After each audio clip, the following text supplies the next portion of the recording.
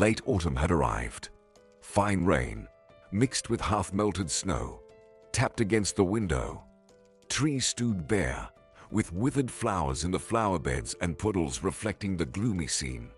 It all evoked a sense of melancholy, sadness, and longing. For 17 years now, Jen had been observing the same picture at the same time of the year, the same window. The number of tears shed on it by the little girl was immeasurable, just like the emotional pain she had experienced all these years, especially at this time of the year. October 31st. Today was her birthday. While for others, birthdays were a celebration, for Jen, it was another reason to realize that she was alone in this world. From birth, Jen lived in an orphanage, never knowing her parents. Caretakers only said they found her on the steps of a hospital. No documents accompanied her. Doctors deduced that Jen was likely born at home, but her mother was never found. The chief physician of the hospital gave her the name Jennifer Saturday, based on the day she was discovered. And so, she became Jennifer Saturday. It sounded nice enough. Jen was a healthy child, developing according to her age. But luck turned away from her immediately after she was found on that autumn evening. Nobody adopted Jen. Many potential parents came, looked at the children, but for some reason, Jen was always left behind. Her eye color didn't match. The girl's braids were too thin, or they wanted a boy. Yet, all Jen dreamed of was a family with a mom, a dad who would read bedtime stories only to her. On weekends, they would all go on a picnic, and there would be a dog fluffy and playful. Although a non-fluffy pet, or even a fish in an aquarium would have been wonderful too. But none of that happened. Guardians chose Shirley, then Sandy, then Bobby, and Jen never connect with anyone. At the age of 10, she hoped for a miracle. But by 14, she realized it wasn't meant to be.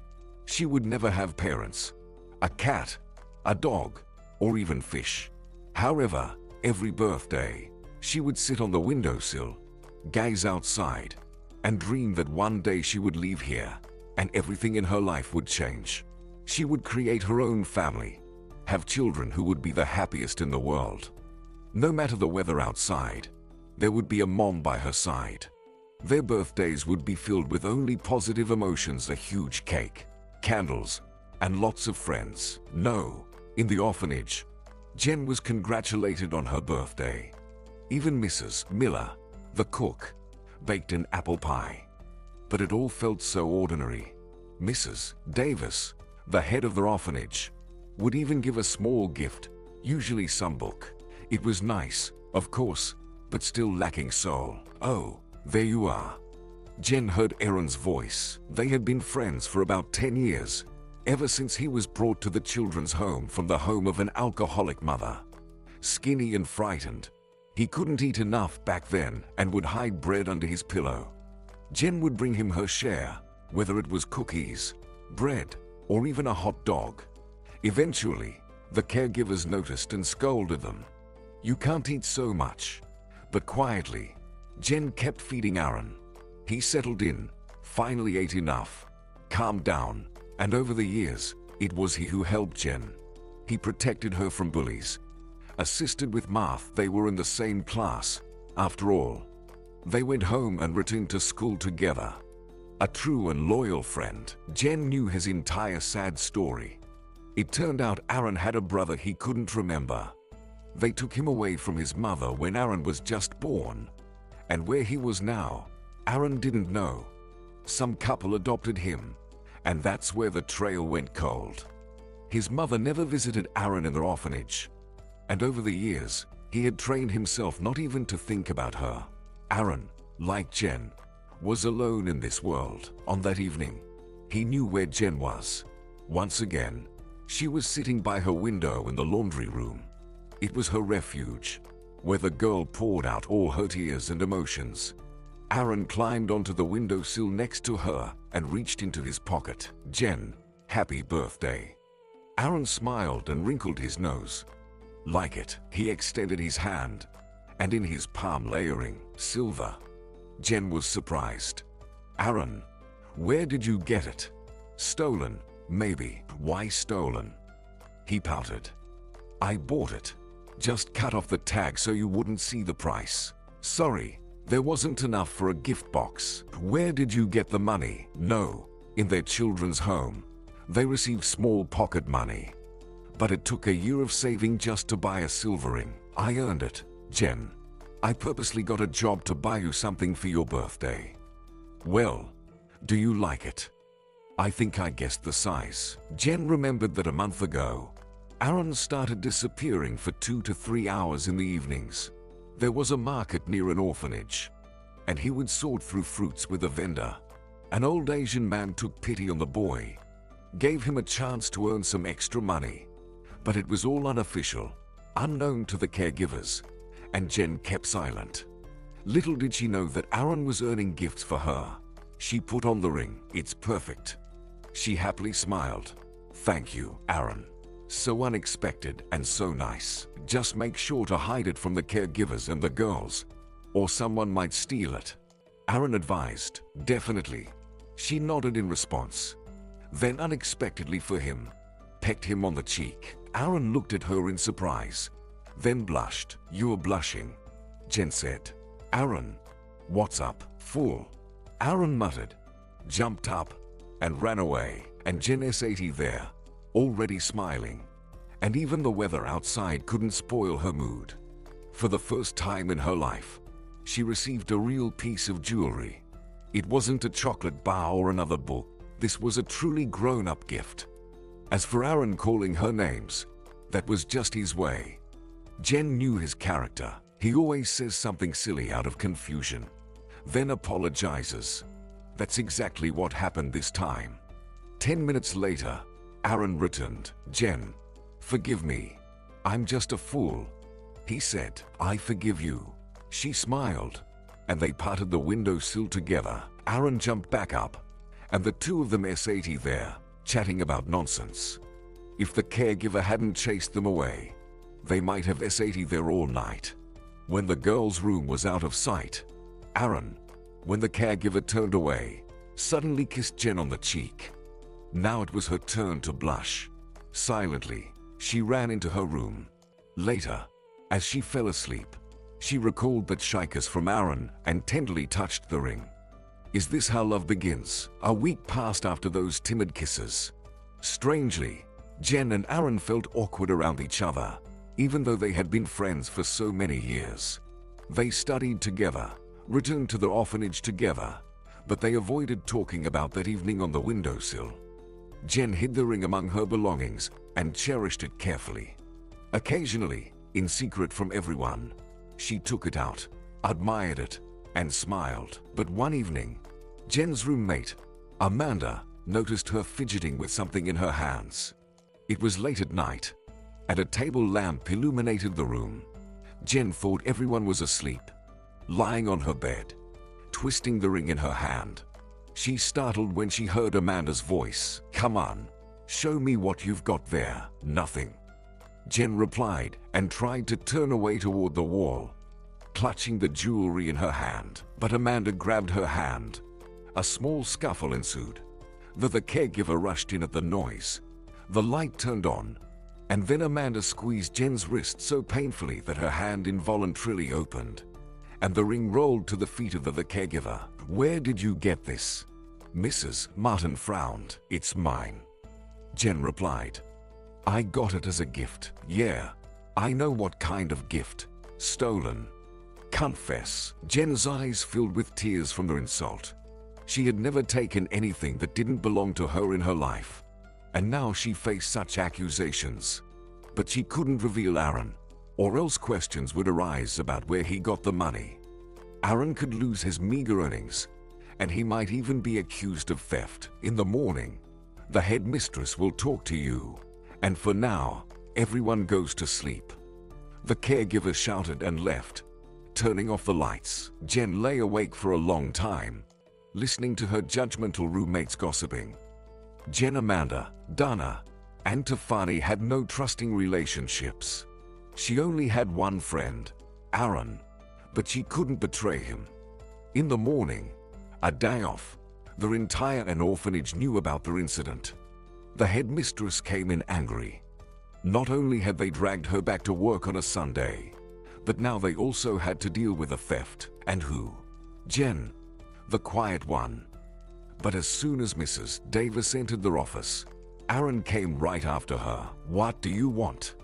the headmistress asked irritably. "Jen is not guilty of anything," Aaron told her, and firmly closed the door behind him. He confessed everything to Mrs. Davis about the job at the market and the gift. "So, you sneak out of the shelter twice a week without permission?" The headmistress shook her head. "How is that possible?" "Through the caregivers. Through the guard. I crawl through the window into the laundry room and back the same way," Aaron admitted. "And who opens the window for you?" Aaron lowered his eyes. Could he betray Jen? "I see. Jen does it," the headmistress guessed. "Here's the pair." "Aaron, tell me honestly, did you give the ring?" "I did." "Not stolen. I earned it," the boy protested. "Quiet. Quiet. Don't shout. I believe you. But let's make a deal, no more side jobs. Otherwise, I'll complain about the trader for illegally exploiting child labor. And don't go outside an orphanage territory without my knowledge and the staff's knowledge. Until you finish school, I'm responsible for you. So no more trips to the market." "But are you trying to say, what about my extra earnings?" "Well, dear, you'll have to endure. Soon you'll finish school, and you'll be a free bird." "All right, go and call Jen to me." Mrs. Davis was a wise educator. She understood that between Aaron and Jen, it wasn't just friendship, it was their first love. And here, one had to be very delicate not to inflict emotional wounds on either of them. Aaron peeked into Jen's room. She was lying on the bed, facing the wall. The roommates looked at Aaron and giggled, but he didn't react to their laughter. "Jen, Mrs. Davis is calling you," he called the girl. Jen turned and approached him. "And did you go to her?" "Why?" she whispered. "Why, Jen? It was necessary. Did you think I would stay silent when they accuse you? And what now?" "Mrs. Davis is a cool lady. I was convinced of that once again." Aaron winked at her. When Jen entered the office, Mrs. Davis was sitting at the table, examining that same ring. "Do you have such slender fingers?" she said with surprise and a smile. How did Aaron guess? Well, he later confessed that he calculated it by the palm. "I traced it in my notebook, and he measured the width of the finger and somehow figured it out." Jen explained. "He's a good guy." Mrs. Davis smiled again. "Appreciate that. And, Jen, don't lose your head. I understand you're young, experiencing your first love and all. But take it slow." "What are you talking about, Mrs. Davis? We haven't even kissed," blushed Jen. "Well, that's a shame," the headmistress chuckled. "But I repeat, keep your head. Hold on to your preciousness." She then handed the girl the ring. "Thank you," murmured Jen, and hurried out of the office. Aaron was waiting for her. "How was it?" he asked. "Did she scold you?" "No. She gave the ring back," Jen replied. They looked at each other and laughed. What were they so afraid of? On Monday, as they returned from school, Aaron finally mustered the courage to kiss Jen on the lips. She responded, and from then on, they didn't hide their feelings. Their emotions were still childish and naive, but that's what makes first love beautiful. Unbeknownst to them, their school days flew by. After the graduation party, they sat by the river, embraced, and dreamed. Aaron dreamt of entering a military academy, but knowing the slim chances, he decided to join the army first and then attempt to become a cadet from there. Aaron's plans worried Jen, but she supported him, understanding that if he had decided this way, then so be it. "Serve and take care of yourself," she told him. "And I'll be waiting for you, even if it takes a long time," he asked with a sad smile. "As long as it takes. Time will fly by, I'm sure," she assured him. "Yes, it will," Aaron replied thoughtfully. "And you, study. Education is important. Jen nodded in agreement. She will be attending teachers' college. She dreamed of being a kindergarten teacher, having experienced a lack of parental love herself. She wanted to work with little children, feeling that she could make a difference. When I become a military officer, will you travel with me to garrisons? Aaron jokingly asked. I will, she promised. And so, they parted ways, promising to be together again in the future. Jen enrolled in teachers' college in the same city, while Aaron was drafted into the army right after exams. He ended up in the airborne forces, and Jen was proud that her fiancé, as she already considered herself, served in the elite military forces. Then another conflict erupted in the East. Initially, Aaron still kept in touch. Jen received occasional letters, but suddenly, the communication stopped. She waited for a month, 2, 3, and then went to the military enlistment office. Aaron's stoner perished, they told her at the enlistment office. Upon hearing this, the ground disappeared from under Jen's feet. How? Why? She screamed. Why wasn't I informed? But who was she to Aaron? Nobody. He had no relatives, and he was buried somewhere in the East. They told Jen their exact burial place, but could she go there? The times were still turbulent, and the orphan had no money for the journey. All Jen had left from Aaron was that silver ring and the memory of a pure first love. 5 years passed. Jen graduated from the teachers' college and found a job in one of the city's kindergartens. She rented a small room and arranged her life there. The kindergarten, a small apartment, that's all that was in the girl's life. Jen loved her job, adored the children, and they, sensing her kind heart, were drawn to her. Children eagerly rushed to the kindergarten in the morning, knowing that Jen awaited them. She rehearsed scenes with them, taught them dances, and shared many interesting stories. Yes, Jen lived through her work, not only because she enjoyed it, although she did, but there was another reason.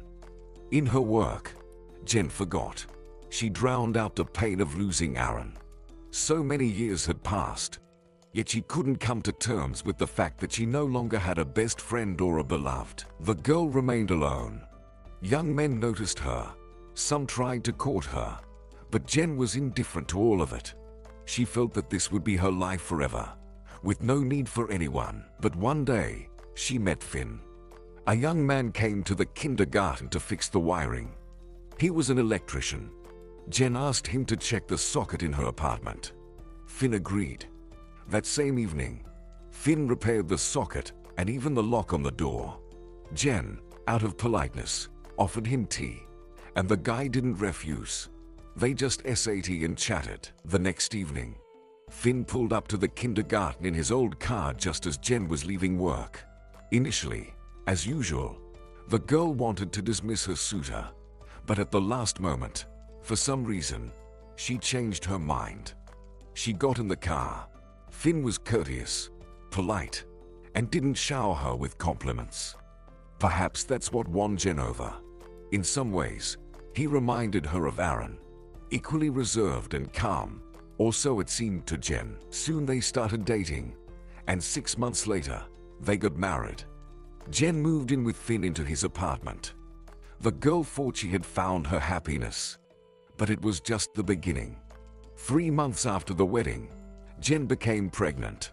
She thought this news would make her husband happy, but he, for some reason, frowned. And why are you in such a hurry? He asked when Jen told him she had been to the hospital, and the doctor determined the pregnancy to be 5 to 6 weeks. In a hurry, Jen said, "Well, we love each other, don't we?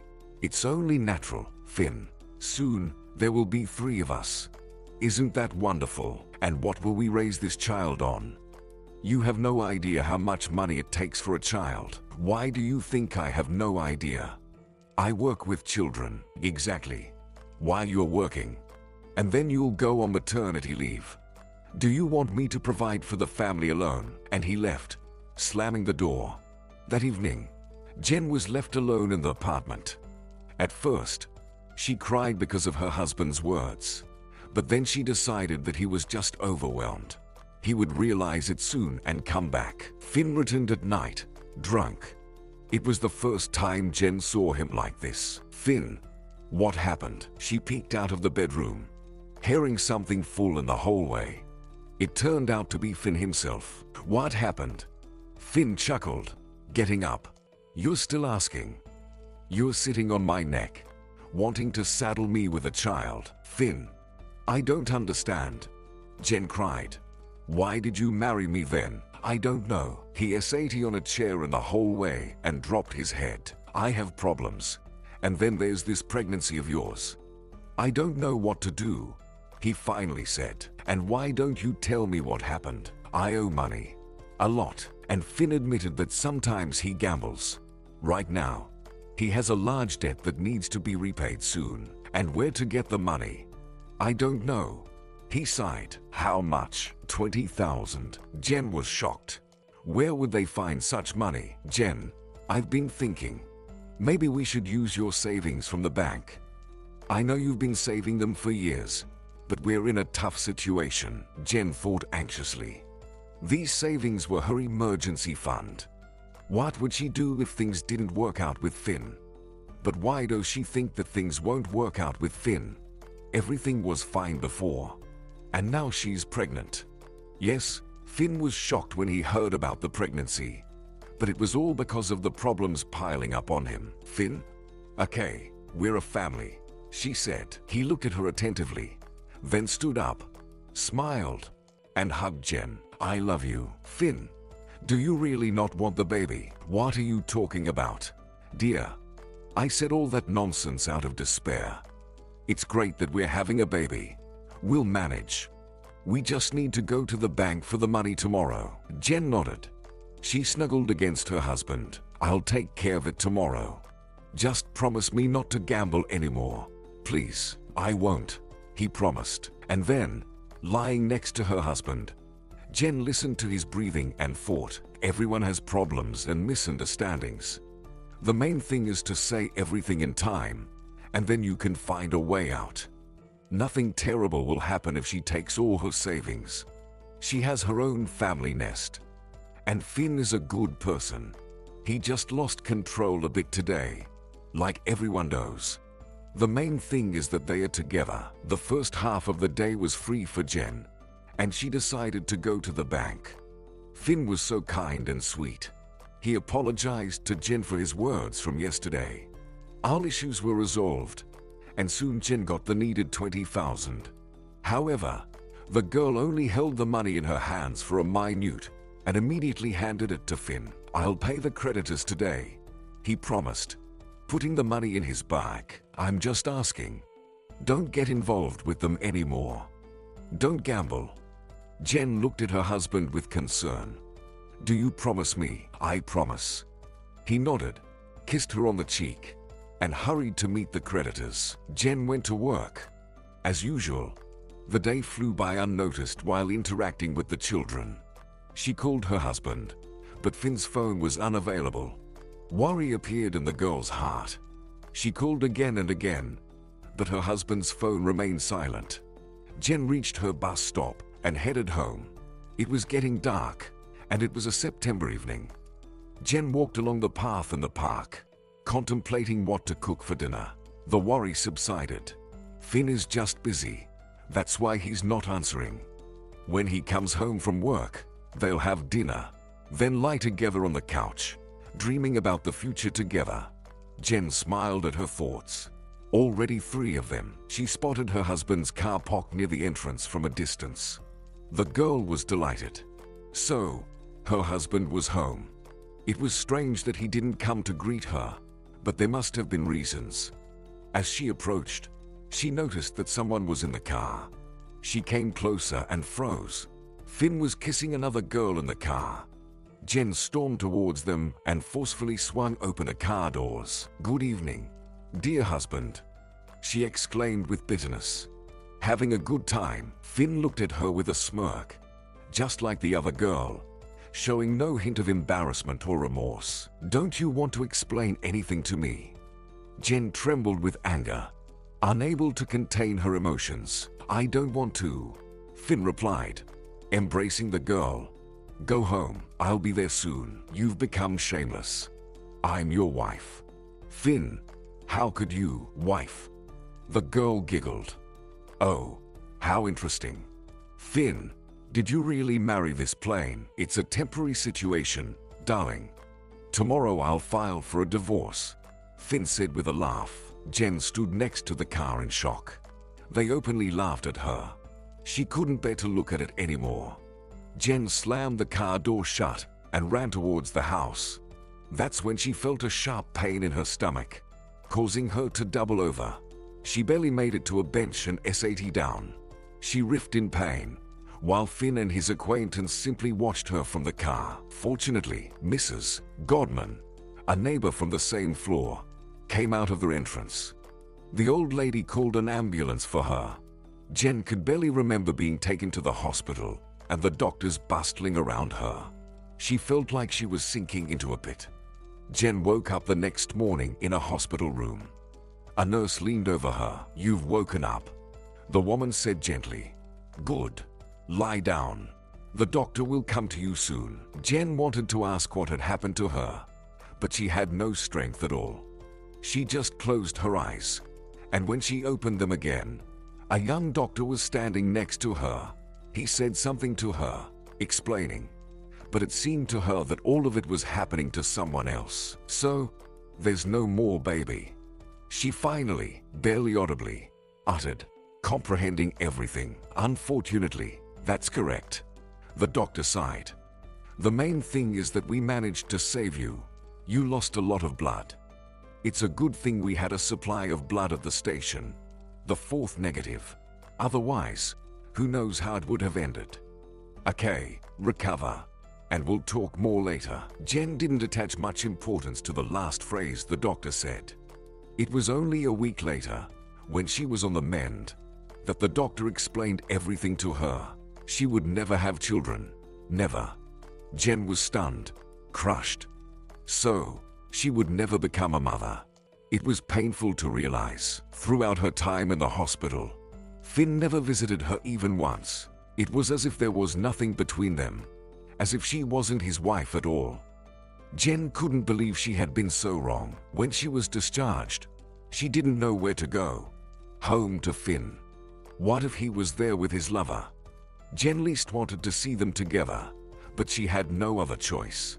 Jen got off the bus, approached the house, and looked at the parking lot.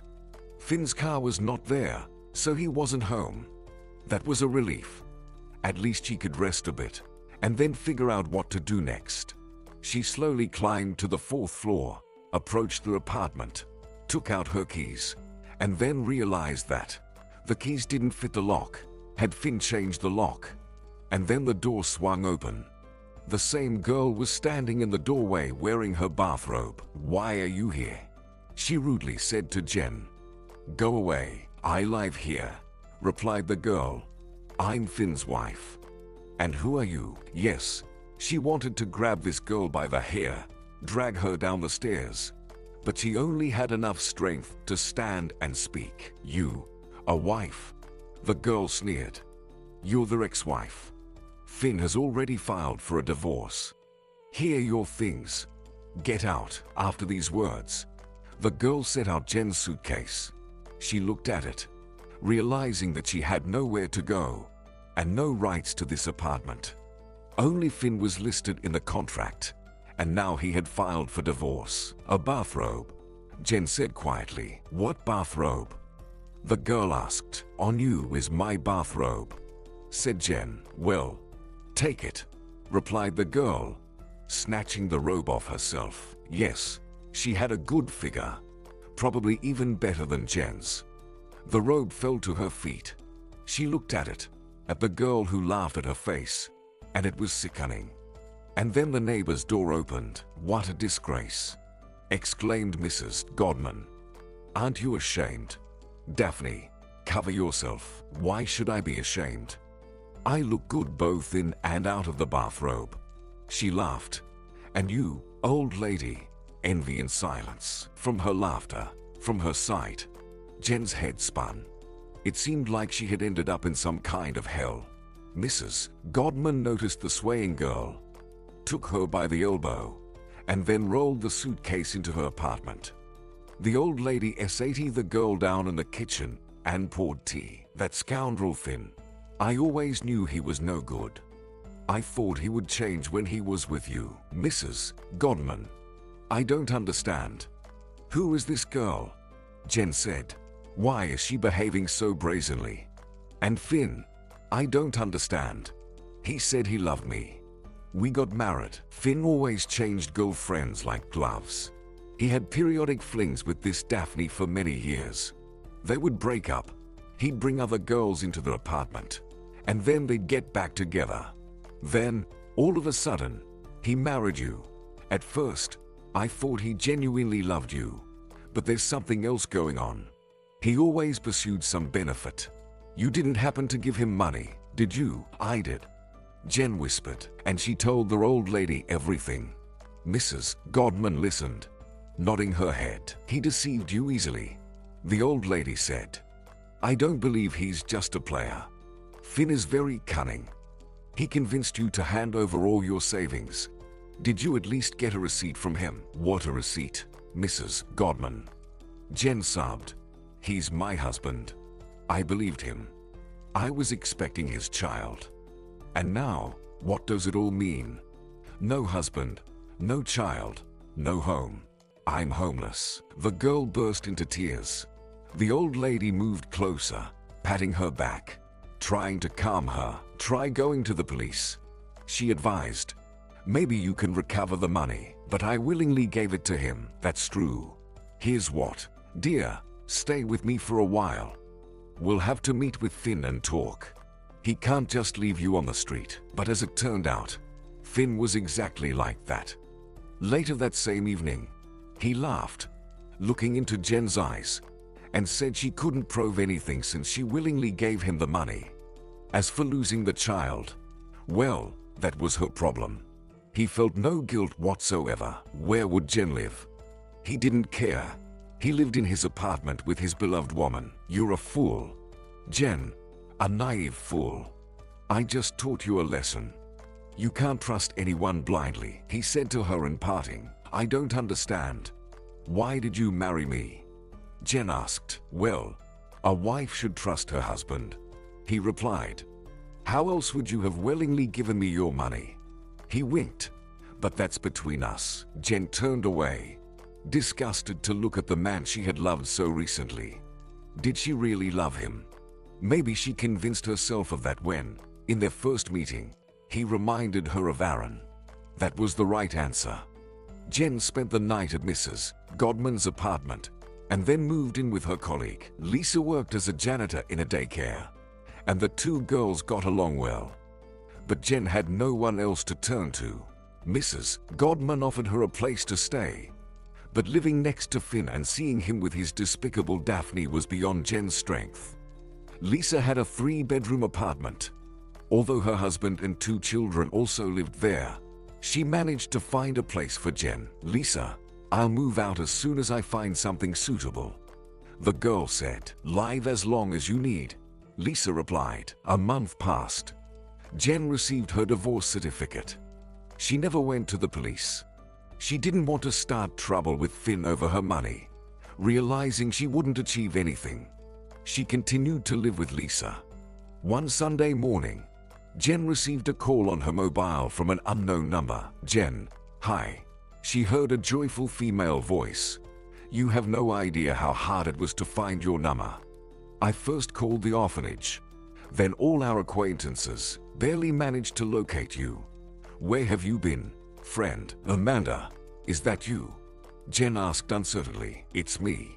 She finally recognized. How have you been, friend? It was the same Amanda with whom they once shared a room in the orphanage, and there had been so many arguments. But time had passed, and there was nothing to divide now. Jen was genuinely happy to hear from her former roommate. They chatted about trivial matters for a while, then remembered Aaron. He was a good guy, sighed Amanda. I'm so sorry everything turned out this way, and I still feel ashamed for that incident. You mean about the ring? Jen recalled. Yes, Forgive me. I was in love with Aaron back then. I was angry at you. Now I understand what a fool I was. Amanda, it's all in the past. I forgave a long time ago. And Aaron, he'll always remain the brightest memory of my life. Oh, you talk as if you've been alone forever. You'll get married. Well, I've been there already. And Jen told Amanda everything about her marriage to Finn. They were not exactly friends, but Amanda was a good person. So now, because of that scoundrel, you have nowhere to live. Amanda gasped. What a scoundrel. Don't worry, Jen. He will pay for everything. You'll see. Amanda shared that she had recently gotten married and moved up north. Her husband is from there, and they now own an apartment through a mortgage. Jen, come to Burnsville. Amanda suddenly suggested. It's nice here, though winters are cold, but there's a lot of snow. A real winter wonderland. The city is decent, calm, suitable for living and working. I'm fine here. Where? In your friend's apartment. No, Jen, that won't do. Listen, my husband has an aunt. She's been looking for a roommate for a long time. She won't charge you rent. She just wants someone to be with her. Well, and a lively soul in their apartment. She's quite old, so she can't find anyone in the whole city. You can find someone. Only my aunt is difficult. She won't take just anyone. But you're an acquaintance. I'll arrange it for you. I think you'll easily find a job. Jen, come over. Think about why you want to live where so many unpleasant things happened. It's time to change everything. Amanda, thanks. I'll think about it. The girls chatted a bit more and agreed to call each other soon. They said their goodbyes. Jen didn't take Amanda's offer too seriously. Who just up and moves 1,000 kilometers away? In her hometown, at least, she had a beloved job. But soon, another blow awaited her. One day, Jeffrey, Lisa's husband, came home drunk. The son and daughter were already asleep. Lisa had gone to the bedroom. The apartment owner was drinking tea in the kitchen, and Jen went to the bathroom. At some point, the bathroom door swung open, and Jeffrey appeared in the doorway. And Jen happened to be in the shower at that moment. The girl was so taken aback that she couldn't say anything, just covered herself with her hands and looked at Jeffrey in horror. "Oh, you're so attractive," Jeffrey said and reached out to Jen. Lisa immediately rushed in. "Oh, you scoundrel," she shouted, grabbed a towel, and slapped her husband with it. He endured it meekly, then turned around and went to bed. And Jen sat on the bathtub and cried. "Lisa, he appeared so unexpectedly, and I was so scared," she said. Lisa gave her a stern look. "Unexpectedly? You've been flirting with my man for a while," she yelled. "Is this how you repay my kindness?" "Lisa, I haven't done anything, so, starting tomorrow morning, I don't want you in my apartment. Live wherever you want. And be thankful I'm not kicking you out at night." She stormed off, slamming the door, and Jen sat in the bathroom. What a black streak in her life. She was tired of it all. Then she remembered her conversation with Amanda. Exactly. It's time for a change. Jen put on a robe and went to the pantry where she lived at Lisa's. She found Amanda's number, dialed it. "Jen, were you looking at the clock?" Amanda sleepily answered. "It's already 2 in the morning." "Sorry," Jen said. "It's only midnight here." "Okay, I'll call tomorrow." "No, you've already woken me up.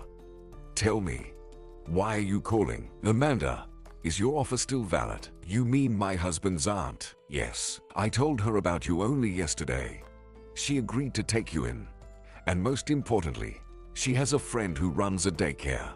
She might help with a job." "Then I'll leave tomorrow," Jen replied. "Good, I'll meet you." That's how they agreed. The next day, Jen quit her job at the daycare, despite the anger of the supervisor. But Jen couldn't explain everything to her. It was embarrassing, and the girl felt sorry for leaving her kids. But Jen saw no other way. She needed to change her life and start anew. Burnsville greeted Jen with pouring rain. She walked through the underpass with a stream of other passengers.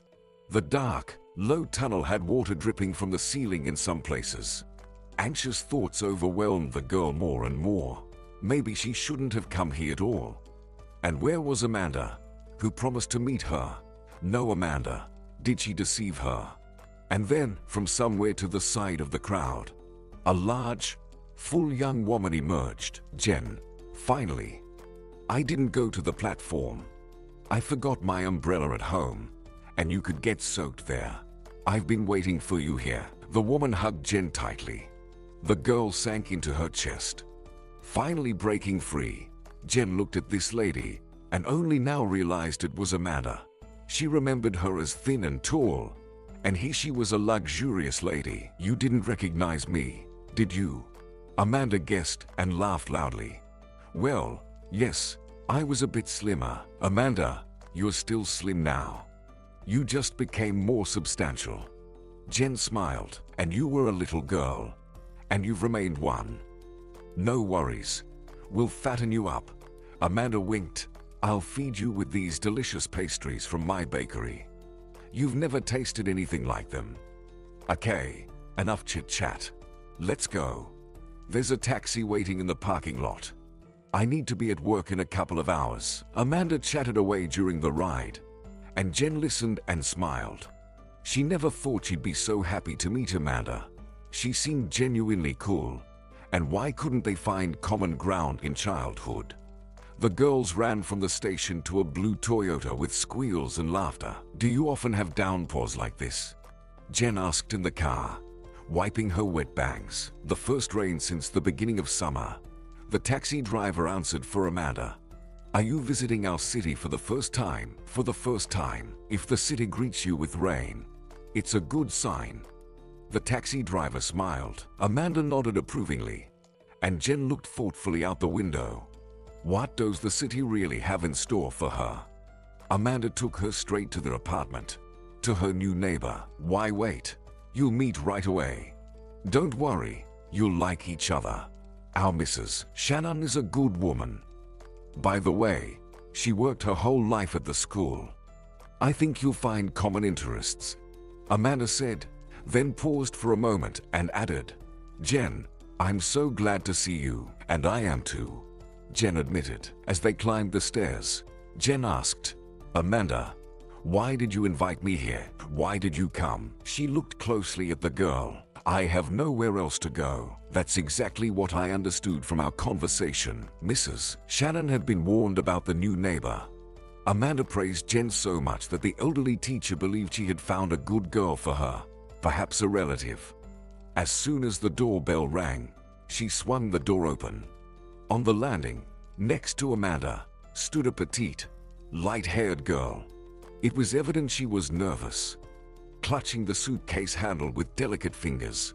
And Jen saw a thin, elderly woman with sharp eyes and pressed lips. The girl felt uneasy, wondering if she could find common ground with this stern lady. But then Mrs. Shannon smiled, and her eyes softened. Why are you standing there? Come in. Let's get acquainted, she said in a pleasant voice. So, Jen stepped into the apartment. Amanda mentioned she was busy and left. So, you lived in the same orphanage as Amanda? Mrs. Shannon asked, her face turning serious again. Jen nodded in response. Got it. We'll live together, and we'll see what kind of person you are, Mrs. Shannon said. Honestly, I didn't immediately like Amanda. I was wary that she came from an orphanage. I won't hide it. I even tried to talk Gordon out of marrying her. But did my nephew listen to anyone? Although, in this case, he made the right choice. Amanda is a good housekeeper. She loves him. It's just that there are no children yet. Mrs. Shannon sighed. Do you even know why Amanda started helping you? She asked. Well, we grew up together, yeah. And so what? Mrs. Shannon laughed. Amanda, the trusting fool, went to some quack about her infertility. They've already visited all the hospitals with Gordon. Now she goes to all sorts of charlatans. So, this quack gave her some herbs, told her to recite spells, And he also said she needed to do 3 good deeds soon. First, she picked up a puppy on the street, then donated as much money as she could to a charity fund. And you, as I understand it, are her 3rd good deed. I went along with her a bit. God willing, everything will work out for our Amanda. I don't believe in this nonsense, but anything can happen, as Mrs. Shannon shared. She showed Jen her room and guided her to the bathroom. Wash up, and I'll set the table. I'm probably hungry from the journey, Mrs. Shannon said with a smirk. Jen timidly nodded, but the apartment owner chuckled and headed to the kitchen. As she washed her face, Jen marveled. Mrs. Shannon is such a peculiar woman. Her gaze seems intimidating. Yet the moment she smiles, you want to smile back. And she speaks so interestingly, with humor. Yes, students probably never made noise in her class. They must have listened attentively, Jen thought. After tea, they discussed the living arrangements. Mrs. Shannon didn't charge rent, only splitting the utility bills. Jen was content with the arrangement. Finally, she gathered the courage to ask about work. The daycare is 2 blocks away. It's a good preschool facility. The director is my former student. I've already told her about you. Go there tomorrow morning and find out everything yourself, Mrs. Shannon replied. In general, the rest depends on you. Jen realized that finding employment might not be as straightforward as she hoped. She tensed a bit but decided to tackle problems as they came. After tea, she began settling into her room. It was small but quite cozy, and Jen liked it. Putting aside all her sorrows, she started unpacking her suitcase. Unexpectedly, in a hidden pocket, she felt something small and round. She reached into the pocket and pulled out a ring, the silver ring that Aaron had given her long ago. She had stashed it in the suitcase when she moved in with Finn and had forgotten about it. Luckily, the ex-husband's new lover hadn't rummaged through the suitcase. Jen tried on the ring. Over the years, her fingers hadn't changed at all. The ring fit perfectly. You'll be my talisman now, whispered Jen, kissing the accessory. She genuinely believed that it would be so. The next morning, Jen headed to the daycare. The guard at the entrance listened to her and led her through to meet the director. Opening the door to the facility, she heard the familiar sound of children, and she couldn't help but smile. She had already started missing the voices of children. Stepping into the reception area, with its colorful child cubbies, a bench against the wall, and a table with drawings in the corner, everything felt almost the same as at her previous job. Her heart raced with excitement, and then Jen heard a child crying. It was coming from one of the cubicles. She raised her eyebrows, looked around. There was no teacher nearby. It seemed a child had wandered away from the group. Jen cautiously opened the door to the cubicle where the crying was coming from. A 4-year-old boy was looking at her and crying. Little one, are you playing hide and seek? Jen smiled. Or are you a little hat? A hat? The boy asked. Well, yes, you're right. Hats aren't worn yet, so you must be a cap. I'm Harry, the boy replied. Harry looked at the unfamiliar girl with interest. So, you're Harry? Jen continued with a smile. Are you sitting in your little house? I'm hiding, Harry said seriously. From whom? Don't know. I want to go home. The boy cried again. Jen smiled at him warmly, reached out her arms, and Harry involuntarily went to her. She lifted him, hugged him, and walked down the corridor. Jen told Harry about a little mouse, a magical bard, and a fairyland. Who are you? She heard a stern shout. Put the child back where he belongs. The classroom door swung open, and a woman, apparently a teacher, appeared. The kid was hiding in your cubicle, Jen calmly replied. I just comforted him. Harry. Again. The woman sighed. And when did you run away? The boy clung to Jen. Go to the other kids, she whispered to him. And will you come again? He asked. Definitely. Jen smiled. The boy stopped crying. He calmly went to the teacher. He's been in daycare for only a week, and is still getting used to it. For some reason, the teacher decided to apologize for losing the child. I understand. I would like to see Mrs. Duff, the supervisor, she said. There she is. The teacher pointed behind Jen. In the doorway of their office, a little further down the corridor, stood a woman in her 50s. She observed what was happening attentively. Hello. Jen stepped towards her. I've come from Mrs. Shannon. I see. The woman scrutinized Jen with an assessing look and invited her into the office.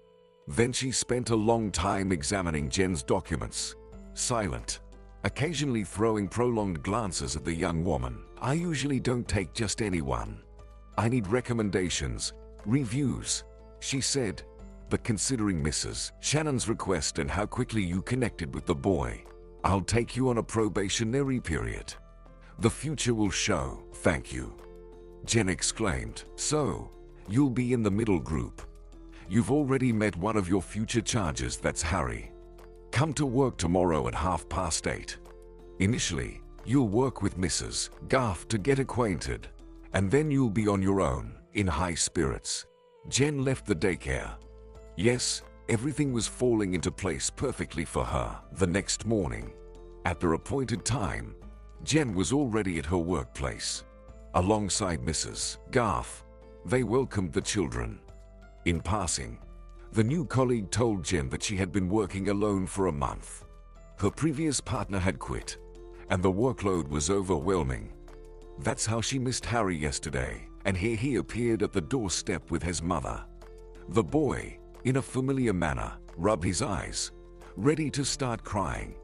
But then he saw Jen. Today you'll find out where the little mouse ran away. Okay.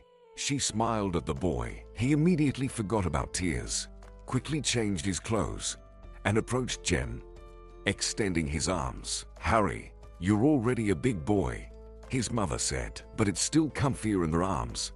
Jen replied, taking the little one. Go to the playroom. I can handle it myself, Mrs. Garth said with relief.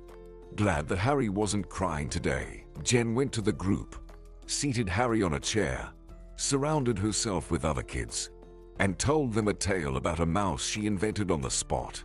In her story, the mouse traveled the world, faced many trials, and eventually ended up in a fairy land where everything became beautiful.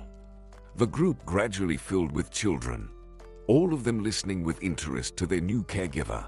Finally, Mrs. Garth entered the group, leading the last child by the hand. Kids, let's do some exercises, she said. All the children lined up, but first, let me introduce your new teacher. Mrs. Garth pointed to her colleague standing nearby. Her name is Miss Jen.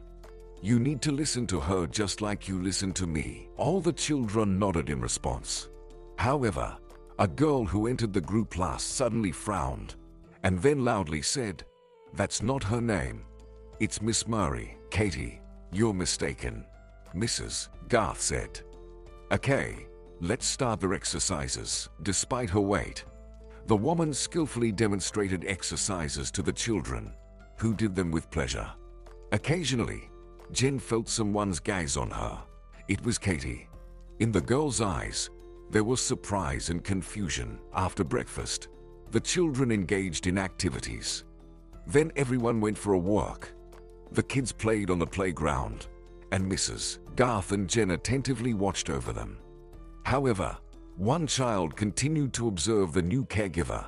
Katie occasionally looked at Jen with surprise. Then, when Mrs. Garth turned away, she suddenly approached Jen and said, I recognize you. You're Mary. I saw you in our house. And my dad knows you. He even has a photo of you. He looks at it often, and it's in his backpack. Murray, you're confusing me with someone else, dear, said Jen, bewildered. My name is Jen, and I just recently moved to your town. The girl looked at her skeptically and moved away. Mrs. Garth overheard their conversation. And who could Katie confuse you with? Her colleague wondered. It's strange. She's a clever girl, with a good memory. Are you sure you don't know her? No. Jen shook her head. I'm seeing her for the first time. Perhaps she made something up due to distress," sighed Mrs. Garth. Their family had a real tragedy. Katie's mother died about 3 months ago. She wasn't a good woman. Drank, partied. She had a car accident.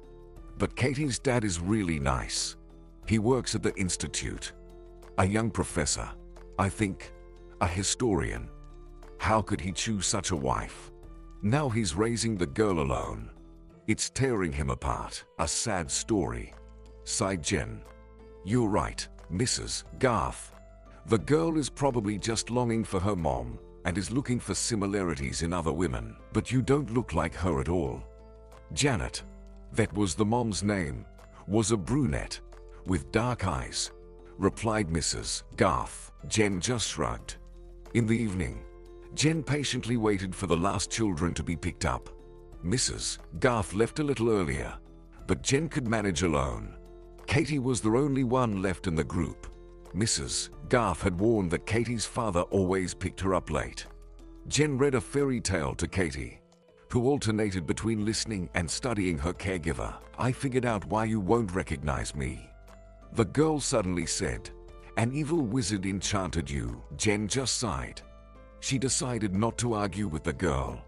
Time would pass, and she would forget everything. Dad, the girl shouted. Jen turned and saw a man at the entrance to the group. Slightly above average height. Solid build. Reddish hair. Freckles on his nose. The girl froze. This man looked so much like Aaron, only a bit older. And for some reason, he kept staring at Jen without taking his eyes off her. Murray, he said. Dad, I tell her she's Murray too. She doesn't believe it. Katie yelled and ran to her father. I'm not Murray, replied Jen. But you really remind me of a friend of mine. Murray, you really don't recognize me. Yes, you're mistaken, the girl shouted. I'm Jen. I can show you my passport. And the girl reached for her bag, then approached the man and showed him her ID. He carefully read what was written there, looked at the girl again. Exactly, you're not Mary, he finally said. Just very similar, but you're a bit shorter. Your hair is longer, but from a distance, you look alike, and your birth date is close. Mary was born on October 30, and you're on the 31st. It's amazing. You two could pass for sisters. How could she? Raised in an orphanage. Know this. Jen understood nothing. It seemed to her that she was in some absurd theater.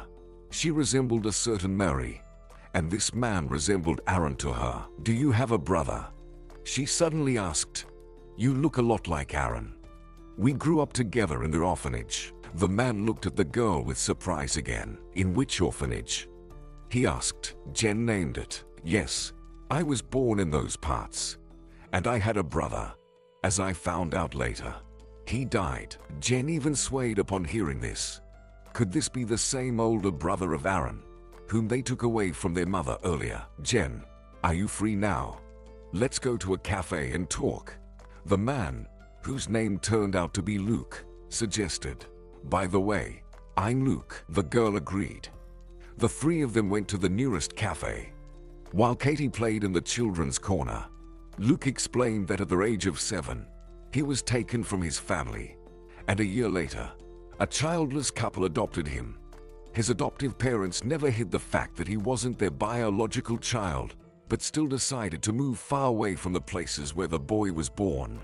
They gave him their last name and put their hearts into raising him. Yes, my parents told me that I had a brother left in the town. He was very little when they took me away. I knew nothing about him. And a few years ago, after my parents' death, I decided to find out where he was. I wanted to learn something about him and our biological mother. I always wanted to do it, but I didn't dare during my parents' lifetime.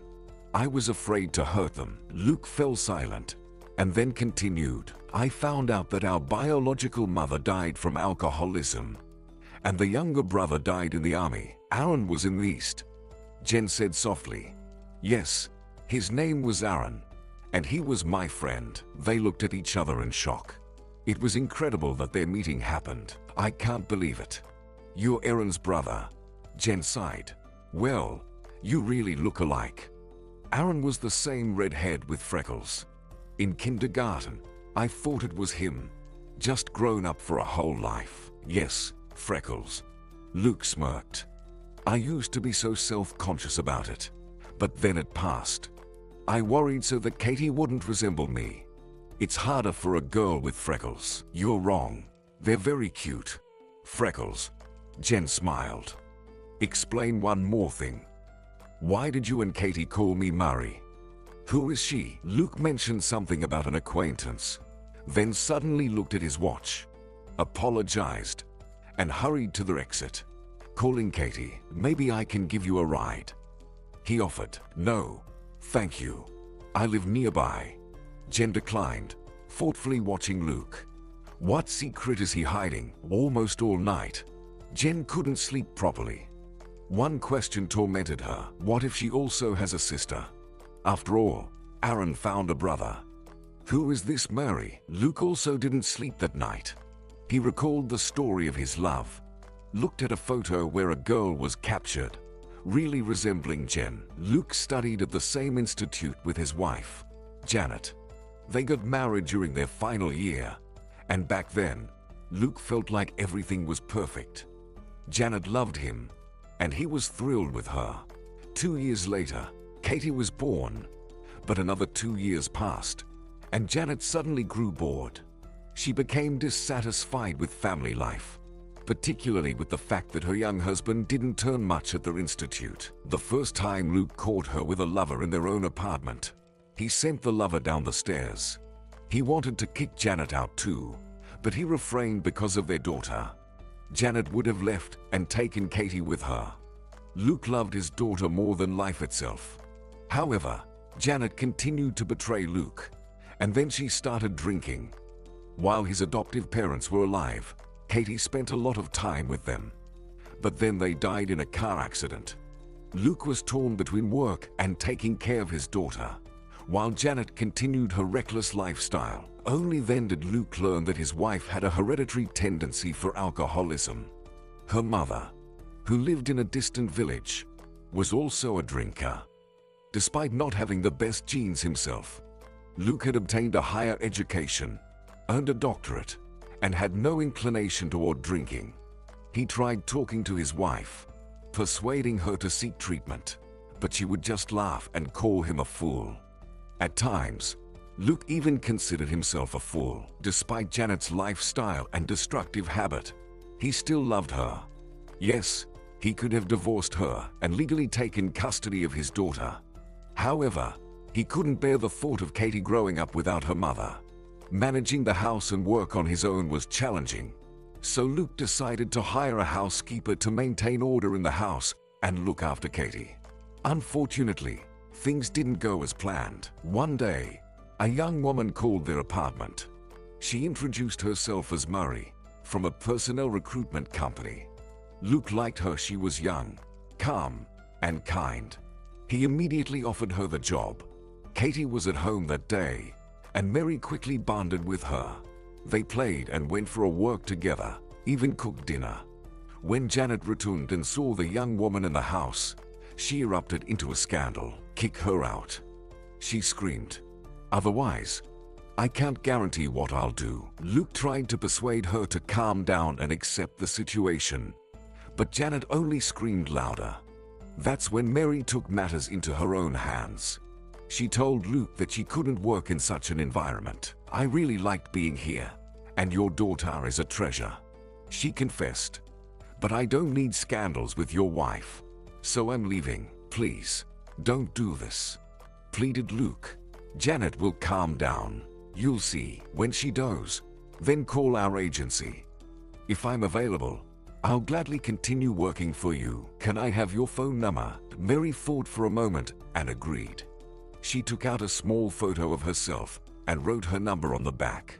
She didn't say why she was giving Luke her photo. She just cast a long glance at him, and his heart raced with excitement. Yes, Mary was a wonderful girl. Luke, for the first time, pondered. How much longer can he tolerate his alcoholic wife? Maybe it's time to change everything in his life. For several months, Luke struggled, realizing that he had fallen in love like a schoolboy, almost at first sight. But every time he intended to call Mary, he stopped himself. What if he regretted it later? After all, he was married. He hired an older woman as a housekeeper this time. Janet was calm this time, completely stopped doing anything around the house. She only spent a little time with Katie, picking her up from daycare when she wasn't parties. But still, Luke took care of his daughter more than her own mother. And then, Janet died. She got behind the wheel after drinking and lost control. It was a shock for Luke and, at the same time, a relief. Yes, Katie missed her mother, but she was still young, and she would forget everything, having buried his wife. Luke finally mustered the courage to call Mary. However, her phone was unreachable.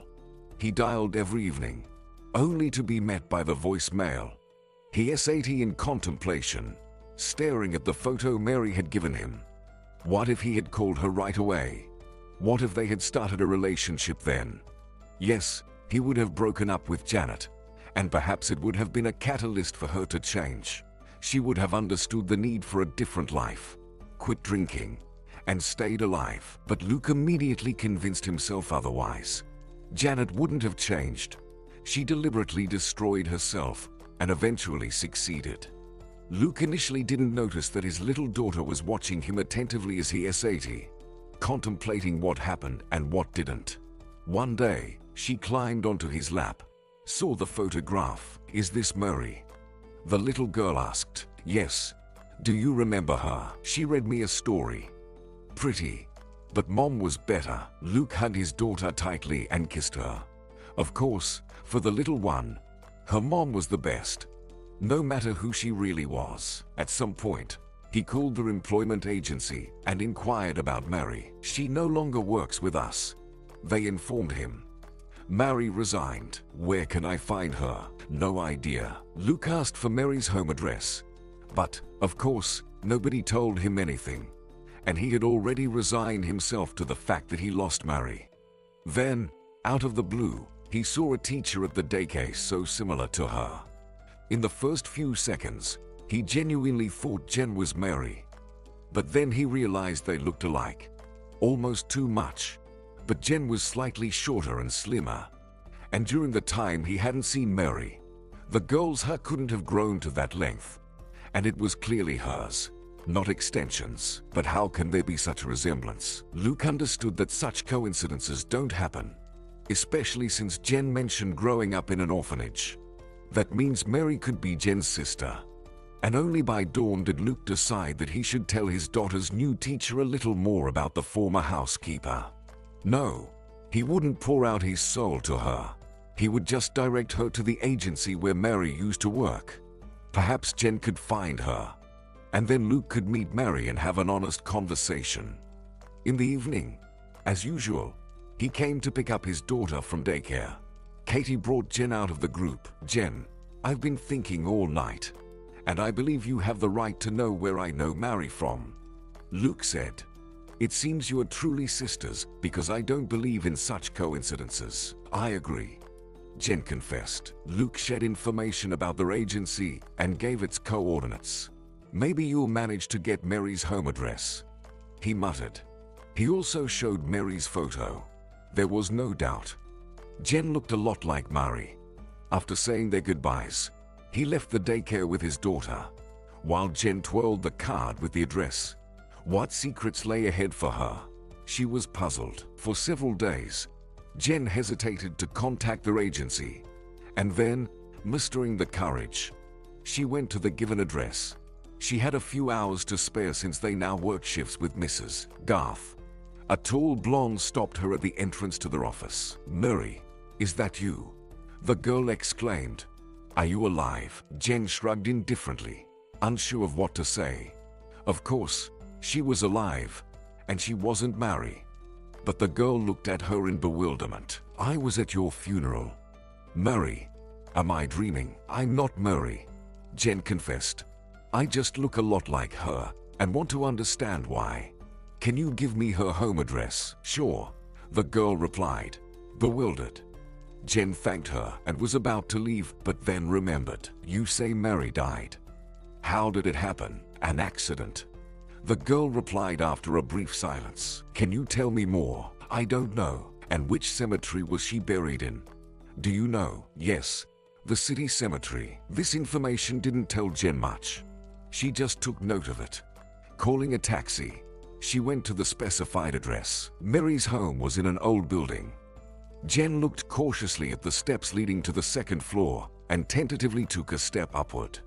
Then faster and faster, just not to linger on the rotten planks, as falling through was a real risk. On the second floor, Jen found the 23rd apartment. The one where, as the blonde said, Mary used to live. There was no answer to the doorbell, so Jen knocked persistently. Coming. She heard a woman's voice, then slow shuffling steps, heavy breathing, coughing. The homeowner was clearly unwell.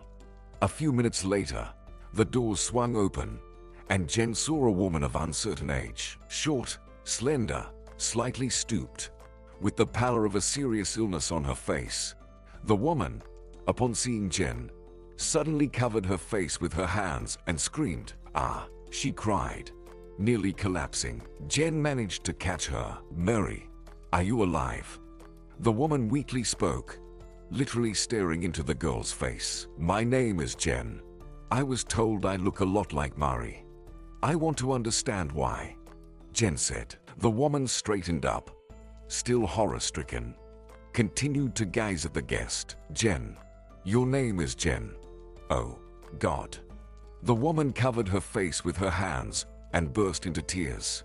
Jen stood nearby, not knowing what to do, whether to leave or stay. "Can you tell me why Mary and I look so alike?"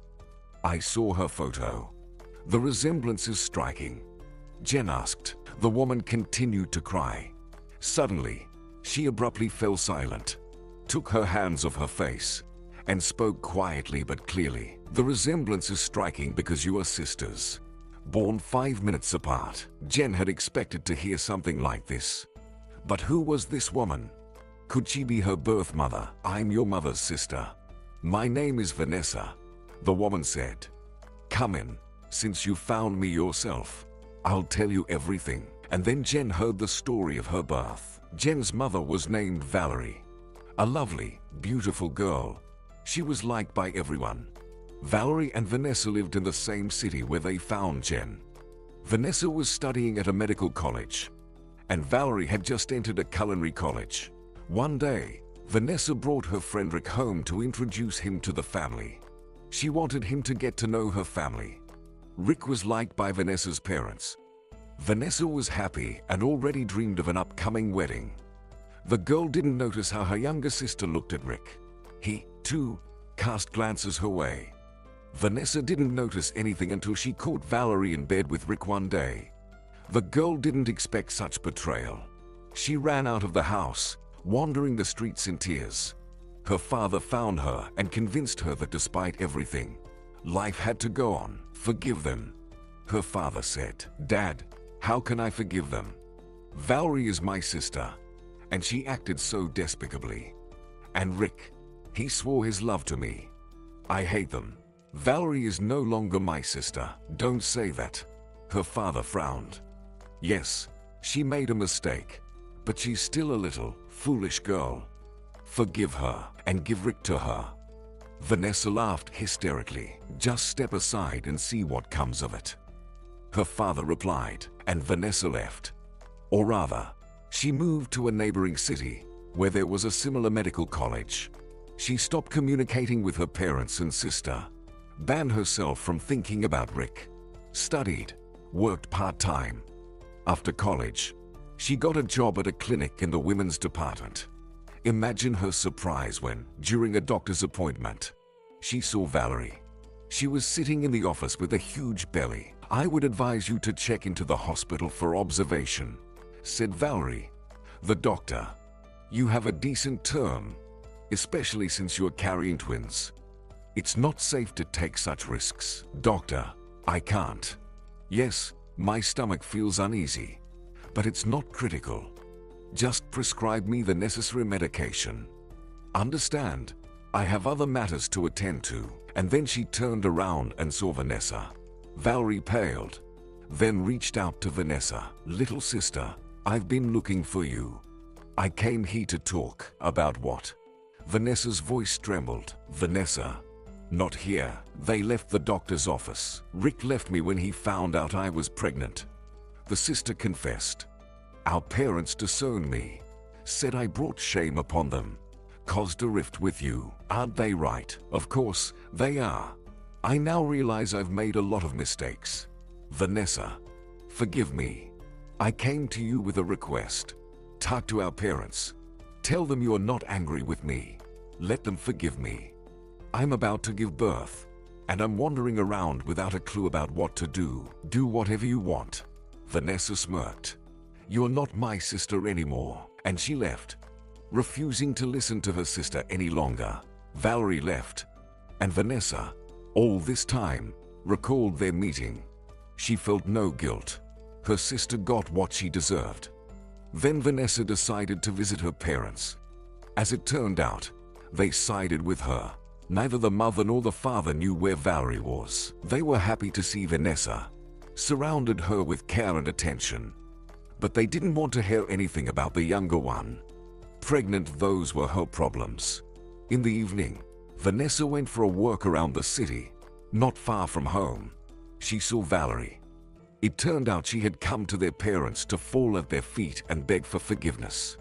But she never made it to the house. They won't forgive you, Vanessa declared. I have nowhere to stay tonight. Valerie cried. My last friend asked me to leave, then go to our country house. Vanessa fought and replied, stay there until you give birth. Call an ambulance from there when the time comes, and then you can negotiate with our parents. Wait here. I'll bring the keys and some groceries. Thank you, Valerie exclaimed. Vanessa, have you forgiven me? The sister said nothing in response. She didn't forgive. She just suddenly felt pity. However, the next day, Vanessa planned to return home. After saying goodbye to her parents, she decided to check on Valerie and found her sister writhing in pain. Vanessa realized that Valerie was in labor, and the ambulance wouldn't arrive in time. She assisted in delivering the babies. It took Vanessa considerable strength. Valerie separated her from her beloved, and Valerie was giving birth to his children. It shouldn't be like this. Vanessa was supposed to become the mother of Rick's children. When the two little girls were born one after another, Vanessa's nerves were on edge. A monstrous plan matured in her mind. Get some sleep, she told Valerie. I've called an ambulance, but until it arrives. The exhausted sister gratefully smiled and looked at her sleeping children. They are so lovely, she whispered. Like little angels, like little angels. Vanessa gritted her teeth in response. She left the house. It was already evening, late autumn. Fortunately, the neighbors had already dispersed, and no one would hear or see anything. Vanessa found a small canister of gasoline in the barn, but then reconsidered. Everything should be natural. She returned to the house. Valerie was asleep, embracing her daughters, and the logs crackled in the fireplace that Vanessa had recently lit. She threw out a few burning embers, glanced at the gas cylinder nearby. Yes, everything will happen quickly. Vanessa was about to leave, but suddenly froze and turned around. No, she didn't feel sorry for her sister, but the children. They were the daughters of her beloved. Despite his betrayal, she hadn't forgotten him. Vanessa picked up the babies and quickly left the summer house. Soon, the house was engulfed in flames. Meanwhile, Vanessa reached the town. Along the way, she came to her senses. Why did she need two children? What would she do with them? She didn't hesitate. Vanessa left one girl on the hospital doorstep, and with the other, she headed home. She decided to hitchhike so that no one would later remember that she left her hometown with a child. In the morning, as she slept in her apartment, her parents called. They now knew her phone number. The crying mother said their country house had burned down. Among the ashes, they found the remains of a woman. It was presumed to be Valerie. "What about the children?" Vanessa asked. "The gas cylinder exploded. Nothing left to identify." The mother sobbed into the phone. "We can't understand how she ended up in the house. Maybe she took the keys when she left home." "Yes, the investigator says the same." "Oh, daughter, how could this happen? If only we had known." Now both she and the father realized what they had done, pushing away their own daughter. But nothing could be undone. Their investigation didn't delve into it, determining it was an accident. And that was it. Vanessa told everyone that she found the girl at the train station. Supposedly, she had arrived by train, was passing by the trash bins at the bus station, heard a baby crying from one of them, approached, and took the girl. She didn't tell anyone right away. She felt so sorry for the baby that she picked her up and took her home. Even the police believed her. Vanessa had a ticket. She spoke confidently. Who would doubt the actions of a pleasant young woman, especially a medical professional? Later, Vanessa was allowed to adopt the girl. She took maternity leave and became a happy mother. She tried to forget the dreadful October evening, as well as the funeral. Vanessa even went to say goodbye to her sister and sincerely cried at the funeral, bidding her farewell. Time passed. Vanessa moved farther away from her hometown to the north, transitioning from a simple midwife in a clinic to the head of the maternity department, earning respect. No one could say a bad word about her. Vanessa helped many women, receiving certificates and awards during her career. Local newspapers often featured articles about Vanessa. Her entire life, all her actions, seemed to be on display in the small town. Vanessa's personal life never fell into place. There were a few romances, but they all ended quite quickly. Whenever Vanessa noticed that a potential admirer looked at her daughter strangely, it was over. Mary became the meaning of life for Vanessa. In height, she resembled Valerie, but in appearance, she took after her biological father. Vanessa was always afraid that her parents might notice this resemblance when they met, and everyone would find out. But time went on, and nobody suspected anything. When her parents passed away, Vanessa sighed with relief. No one would discover her secret. As for the second girl, Vanessa didn't even think about her. The woman spoiled Mary, forgave her everything. Mary grew up as a spoiled girl. After school, she didn't go anywhere, living with her mother, frequenting clubs, and having many relationships. Vanessa often pleaded with her daughter to slow down, to change herself and her attitude toward life. Mary just laughed, considering her mother old-fashioned and incapable of understanding anything. And then Vanessa began to see her late sister in everything, in her daughter's features and words. Even after death, Valerie never forgave Vanessa and never repented of what she had done. "You're just as wild as your mother," she once said, and Mary had no clue that she was Vanessa's adopted daughter. "So, like you?"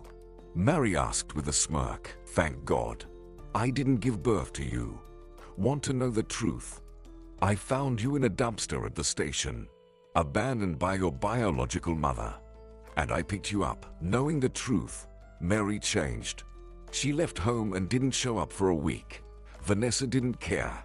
She was tired of dealing with this girl, an ungrateful creature. Let her live as she wants. But soon everything changed. One day Vanessa felt unwell, went to the doctor, and suddenly discovered a tumor in her pancreas. How could this happen? Vanessa went for regular checkups every year. She took care of her health, but for some reason, they missed the tumor. Vanessa faced surgery and chemotherapy. While the surgery itself was free, the subsequent treatment cost a lot of money. She could go through the public health care system, but then she would have to wait for a month, 2, 6, and Vanessa didn't have that time. She had some savings, and colleagues collected a bit, but it still wasn't enough for the full course of chemotherapy. So, Vanessa decided to sell her nice apartment. To sell it, she needed Mary's consent. Vanessa struggled to find her daughter among some dubious acquaintances. She told Mary about her illness and the need to sell their apartment. "Mummy," Mary cried, "just do what needs to be done if it helps." The girl hugged her mother.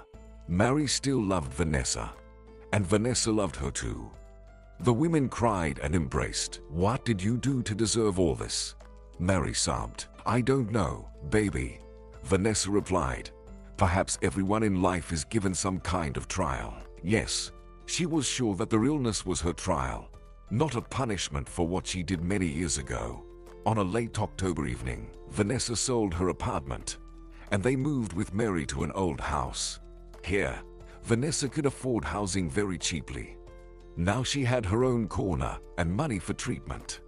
Mary stayed close to her mother. She even sat by her bedside in the hospital when Vanessa was coming out of anesthesia. And then, when her mother was discharged, "Just live, Mom," Mary whispered tearfully, looking at her sleeping mother. "You may not have given birth to me, but you're my dearest." Vanessa heard her daughter's whisper, and her ailing consciousness rejoiced.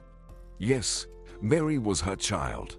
Despite everything, after the surgery, Vanessa underwent all the necessary procedures, but the illness still persisted. Eventually, she had to quit her job at the hospital. Now she lived almost confined to this gray house.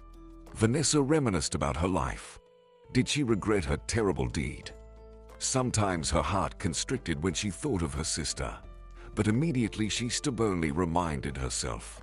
Valerie got what she deserved. Mary realized that she was now the head of the family and had to provide for her mother. But where could she find a job without an education? Mary worked in a store, as a courier, and in a cleaning company. Yes, she now scolded herself for not going to college after high school, but there was nothing she could do to change that now. Mary decided that she would definitely get an education once her mom got better, and in the meantime, she would take any job she could find. One day, her acquaintance Nina suggested that she apply to a personnel recruitment firm. "It's all decent there," her friend said, "working as a maid or nanny for the wealthy. They pay good money, and there's also additional work." She fell silent and squinted cunningly. "What additional work?" Mary asked. "The owners are wealthy people. Sometimes you come across wealthy single men. You can engage in romance. The company doesn't prohibit it. So, become a woman for sale." "Oh, Mary, don't be dramatic." Nina laughed. "Well, suit yourself." Considering the pros and cons, Mary decided to work for this company. Nothing unusual happened to her. The clients were decent people, and Mary wasn't looking for a protector among them. One day she was sent to the house of a young professor. That's how Mary met Luke. She really liked him, but after working just one day, she had to leave because of his unrestrained wife. As a parting gift, Mary gave Luke her photo with her phone number. Who knows, maybe something will work out for them. Yes, Luke wasn't fantastically rich, but Mary didn't need that. She just really liked this young man with funny freckles on his nose. Then, in the office, she was sent to a very wealthy house. And there, Mary faced a real hell. The owner was an old man who believed that everything in this world could belong to him if he wanted it. He proposed Mary to be in a relationship with him. Remembering Luke, the girl refused. She had changed a lot recently. If in the past, she easily went out with men, after her mother's illness and meeting Luke, Mary became serious and started to respect herself. But the old man was infuriated by the refusal. He ordered his guards to lock the girl in one of the rooms, and then he would come to her. Mary resisted, but he, despite being old, was sturdy and strong. One day, Mary managed to escape through the window onto the street using bed sheets. It was the 3rd floor. The girl intended to run, but none of her plans were destined to come true. The sheets tore, and Mary fell down. The girl lay in a coma in the hospital for a week and died. Their investigation didn't delve into the matter. How could they suspect a respected man, the owner of the mansion, of anything? If he said the maid fell from the third-floor windowsill while washing them, then it must be true. When Vanessa learned about her daughter's death, she was stunned. So, she was left alone. What was she supposed to do now? Sick, penniless, unwanted by anyone. All her former colleagues somehow disappeared. Vanessa was left alone with her misery and a terrible secret. But even after burying Mary, she still felt no remorse, but pity for herself. Then she had a dream. Valerie, young and beautiful as she remained forever, 80 by the river. Vanessa saw her and inexplicably wanted to approach. "Hello, sister." Valerie smiled. "How are you? Do you want to hear how I suffer?" Vanessa replied with bitterness. "Are you suffering?" Valerie laughed. "Real suffering is when the soul hurts. Your soul died with me. Are you glad about it?" "No, sister. I sincerely pity you. You destroyed my life and yours. Mary died because you didn't give her the right guidance in life. The girl later tried to fix everything on her own but couldn't. But Mary is fine now. She is with me. And together, we pray for our other girl to be happy, to live for us and for herself." "What other girl?" Vanessa whispered in fear. "Did you forget? I had 2 daughters. You took one, and the other, like a puppy, you threw away. But I'm grateful to you for that. The second one will surely be happy. By the way, you'll meet her soon. And then, sister, I'll be waiting for you." Saying this, Valerie suddenly rose like smoke, stood up, and walked over the river. Vanessa watched, unable to say anything. Valerie floated through the air. Suddenly, Mary appeared from somewhere. She approached Valerie. They hugged, and together they walked further. As a farewell, they turned around, looked at Vanessa. Oh God, how happy their faces were. They looked at Vanessa with a smile, but kindly. Vanessa woke up in a cold sweat. What kind of dream was that? What did it all mean? And for the first time in all these years, Vanessa cried. Not from pain, not from despair. Her heart burned with memories. Yes, she finally understood what a monster she had been, and what happened to her was a consequence. Vanessa realized that this dream was a kind of warning.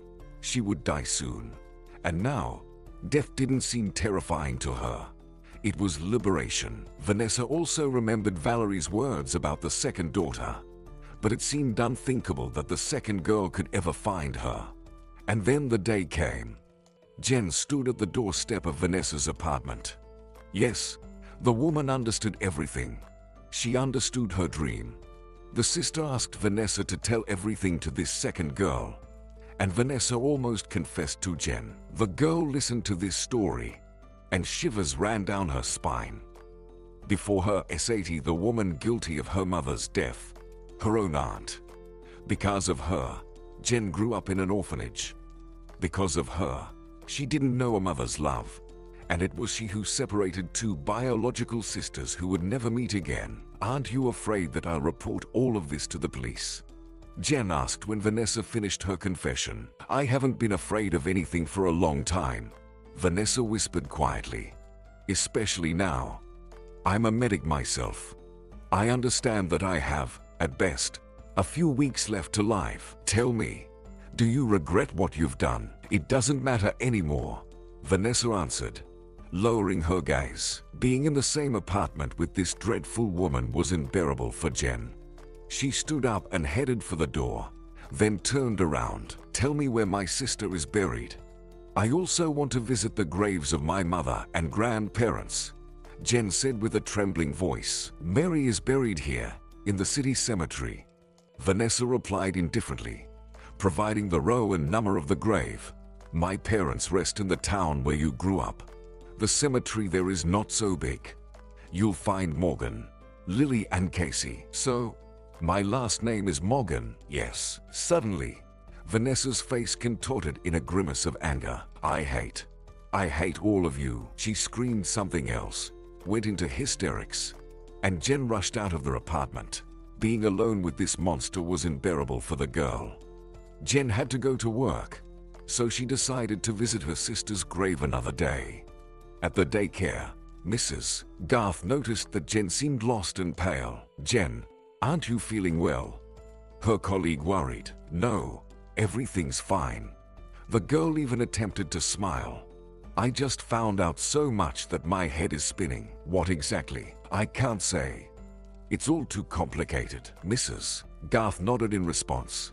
She wasn't accustomed to meddling in others' affairs. If someone remains silent, there must be reasons for it. Jen had been a bit distracted from bad thoughts her work with children. They rehearsed a little scene for an upcoming celebration, tackled some math problems, and then played on the playground. In the evening, as usual, Jen stayed to wait for the last parent. Of course, it was Luke. Jen and Katie sat in the group. The girl was drying, and the teacher was lost in her thoughts. "Miss Jen." She finally heard the girl's voice. It turned out Katie had already spoken to her, but Jen was so lost in thought that she didn't hear. "Yes, Katie," Jen replied. "My pencil broke. We'll fix it now." Jen smiled. She took the pencil and looked at the girl's drawing. Katie was drawing summer blue sky, a field of daisies, and 3 people working across the field. 2 tall and 1 small. "Who is this?" Jen asked. "Dad." "Me." "And you?" Katie replied shyly. "Me." Jen was surprised. "Yes, you. You see, I wanted to draw Mom, but she's in heaven now. This little cloud is her. And you're alive.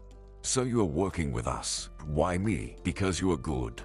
Miss Jen, I don't understand why you came to us before, and you had a different name." "Katie, that was an angel," Jen answered sadly. "And he's in heaven now, watching us from above." "Why did he come?" "So that we could meet like this. You saw me and realized that we already knew each other." The girl fell into thought, then blossomed into a smile. "So you'll always be with us now?" Jen didn't answer her, just hugged the girl. Luke arrived shortly after, and the 3 of them left the daycare. "Need a ride?" Luke asked tentatively. "I don't mind." Jen hesitated for a moment and added, "Luke, I have news. I found out everything, but it's a very complicated story." She nodded toward Katie. Luke understood that the story was not suitable for a child's ears. "Katie, how about you go to our neighbor, Miss Dora, after daycare? Play with her puppy." Katie was delighted. Miss Dora had a small, cute dog, and the neighbor loved spending time with the little girl. Luke and Jen went to the park, sat on a bench, and the girl told him everything she now knew. "What a terrible story," Luke said. "Because of a man, she ruined her own sister, separated sisters, and continues to live peacefully. Jen, we need to tell the police. So what if she's sick? She needs to be held accountable for her actions." "I wanted to do that at first, but it seems she has punished herself. She realized what she had done. Besides, so many years have passed. Who will deal with this now? I doubt they'll accept our statements. Vanessa will easily retract her words, and I won't prove anything." "Should have turned on a recorder when you talked to her." "I didn't think about that." "Luke, I want to visit Mary's grave on Saturday. Would you like to come with me?" Luke agreed. It was painful for him to realize that the girl he had dreamed of had died. They didn't even talk. On Saturday, he picked up Jen, and they headed to the cemetery. On the way, they stopped at a flower shop, and the girl bought 10 red roses. On the back seat, there were already flowers from Luke, but for some reason, there were 2 bouquets.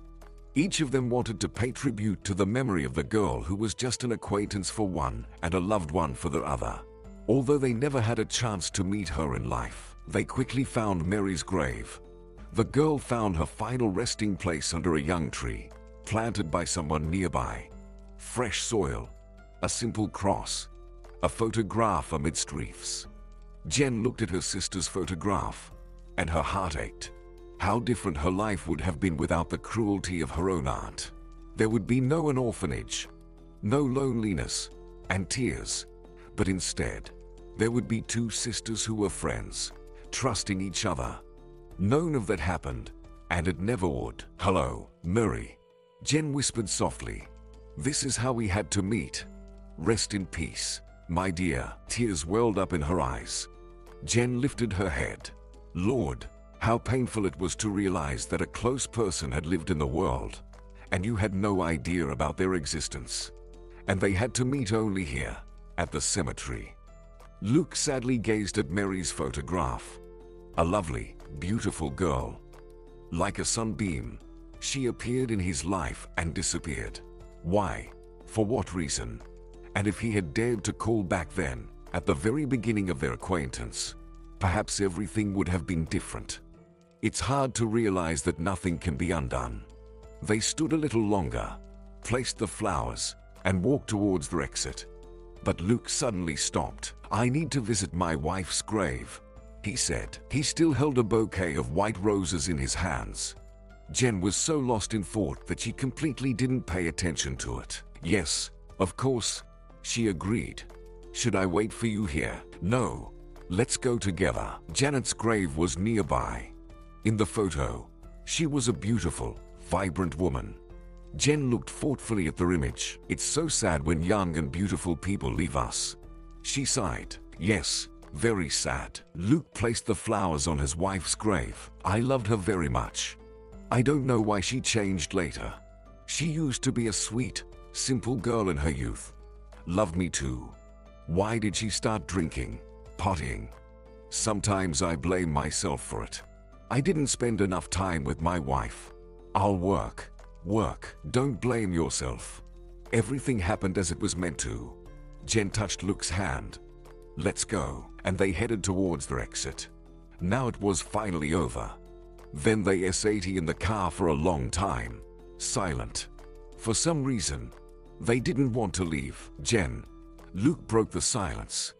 "Tell me about Aaron. All I know is that he looked like me." "Yes, you resemble each other." Jen smiled sadly. "Aaron was wonderful, my best friend, and my first love. He dreamed of becoming a soldier, went to the army with joy. I promised to wait for him, but we never met again. I don't even know exactly where he rests. We'll definitely visit his grave." Luke gently touched Jen's hand. This surprised Jen a little, and then, for some reason, she blushed. She began to realize that she liked Luke, not just as Aaron's brother, but as a man. And Luke was looking at the girl in a different way. Several weeks passed. Jen and Luke met at the daycare, chatted as friends, each wanting to say more but hesitating. Then, one day, Katie didn't show up at the daycare. Jen got worried and called Luke. "Katie is sick," Luke reported. "High temperature, sore throat." "Did you call a doctor?" "Yes. A woman came, prescribed some medicine and left. In short, we're treating her, but with little success.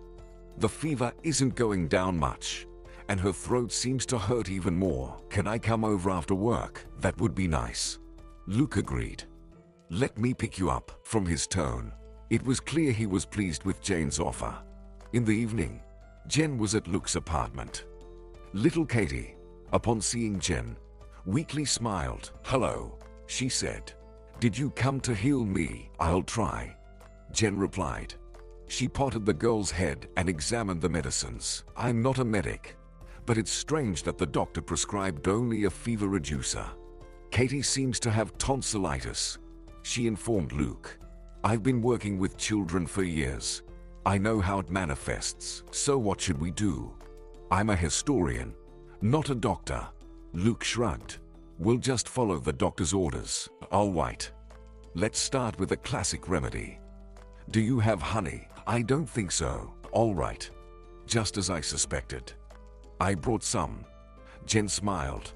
"And we also need lemon, garlic, and warm water." "Why?" "It's a good remedy. We used it at the orphanage. It really helps." Jen approached the girl lying on the bed. "Katie, will you let me treat you the way I say?" "I will," she whispered. Afterward, she drank the concoction that Jen prepared. She wrinkled her nose but did everything as instructed. Then Jen gave her warm milk and wrapped Katie in a blanket.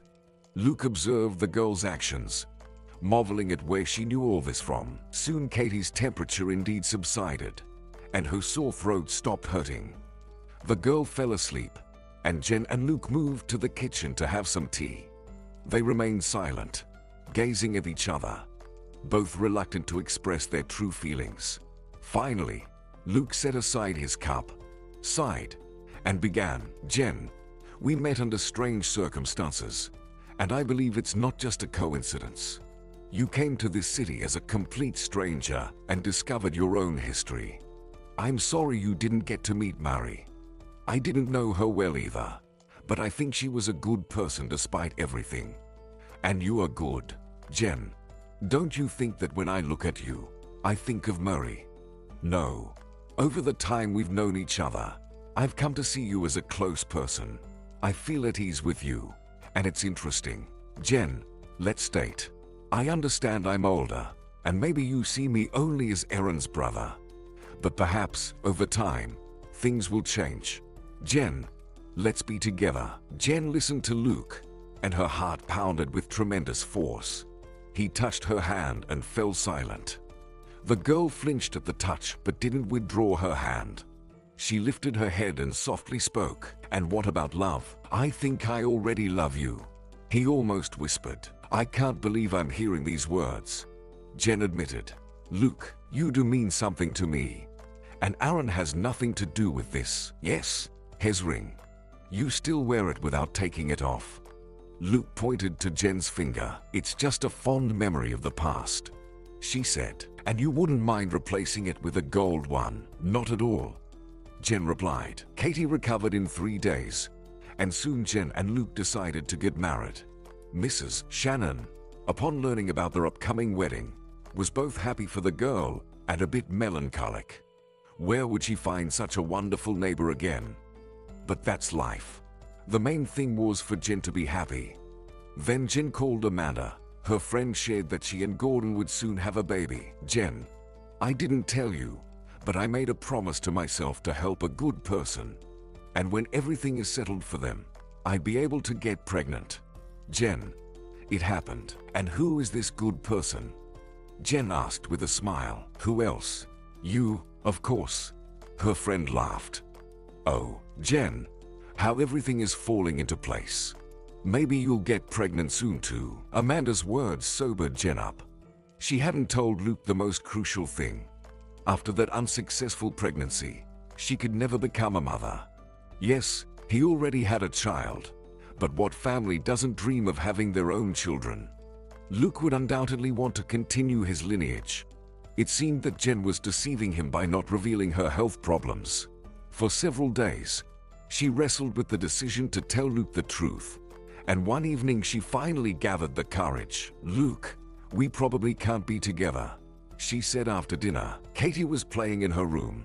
Luke was on the phone, and Jen was washing dishes when she suddenly spoke. He stood up in surprise, then sat down again, looking at his future wife with bewilderment. "Jen, what happened? I can't deceive you. You know I've been married before, but you don't know the main thing." Jen told him about the miscarriage, the complications after the surgery, and how the doctor had unequivocally stated that she could never be a mother. Luke listened, head bowed, then looked at Jen, took her hand. "Darling, we already have a child," he said. "Of course, it would be nice if another baby joined us. But since it turned out this way, we'll raise Katie alone. We'll raise her and spoil her. Are you really not too upset?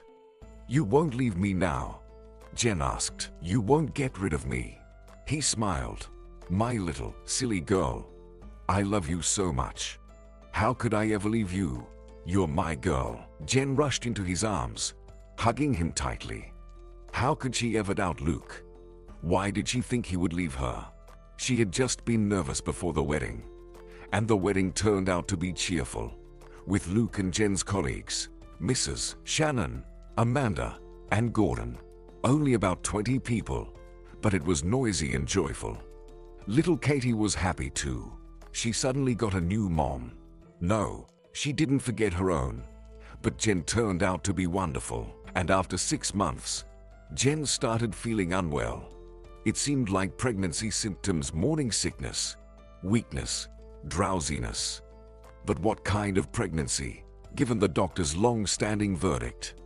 Jen was tormented by terrible thoughts. What if it's cancer? She cried at night, feeling sorry for herself, for Luke, for Katie. She was afraid to go to the hospital, fearing to hear a terrible diagnosis. But then she pulled herself together and went. Tests, examinations. The therapist looked at her test results and glanced at Jen in surprise. "Girl, why did you come to me?" The doctor said, "You need to see a gynecologist based on these tests."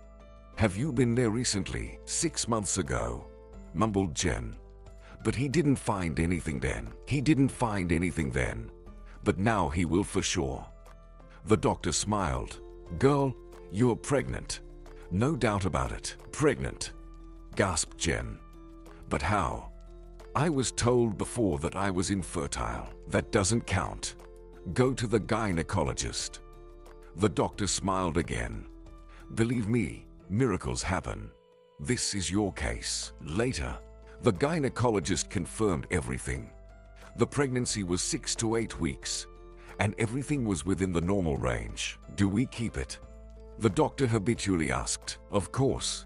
Jen smiled happily, and when she called Luke at work and shared the news, he was so bewildered that he couldn't continue his lecture. Jen's pregnancy was progressing normally. Only her belly seemed to be growing in size rather quickly. The first ultrasound turned out to be another surprise. Jen was carrying twins. The expectant mother didn't know whether to rejoice or cry because having 2 children meant double the trouble. And there was already a child in the family. How would they cope?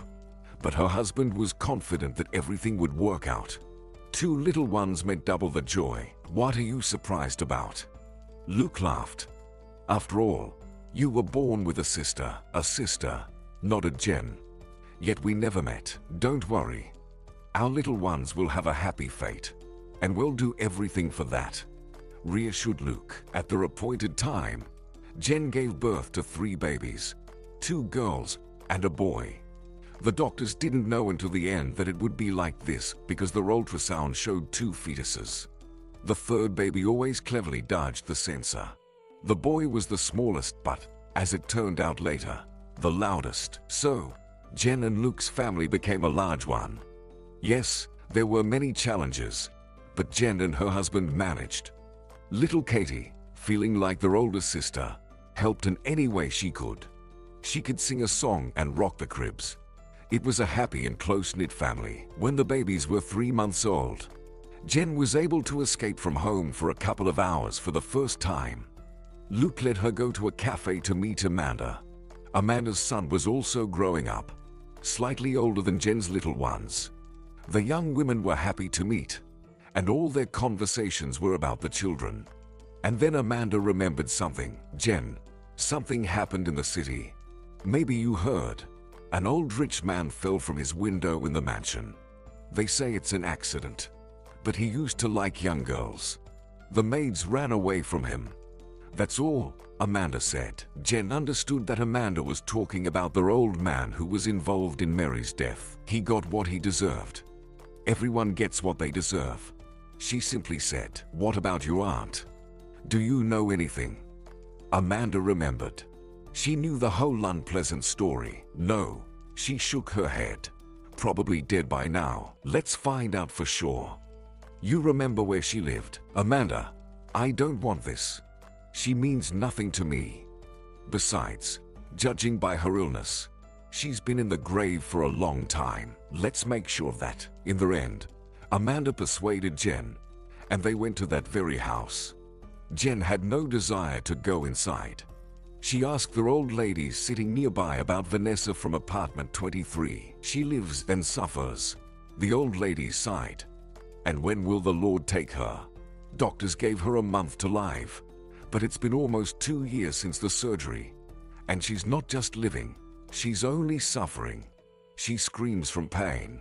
The ambulance comes, gives her a shot, and leaves. Is anyone taking care of her?"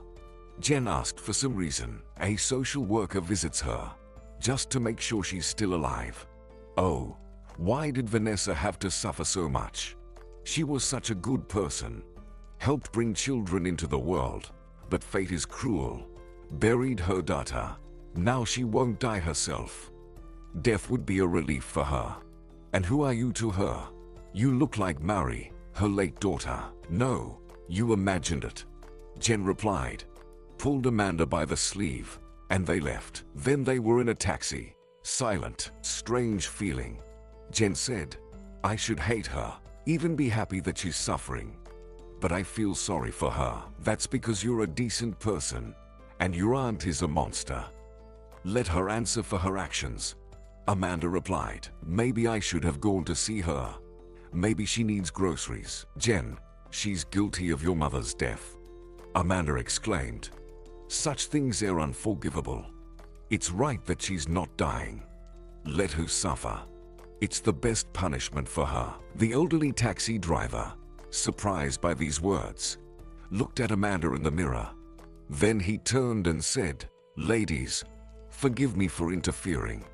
I don't know your whole story, but believe me, sometimes the worst punishment is forgiveness. Amanda smiled in response, while Jen fell into deep thought. I have already forgiven her.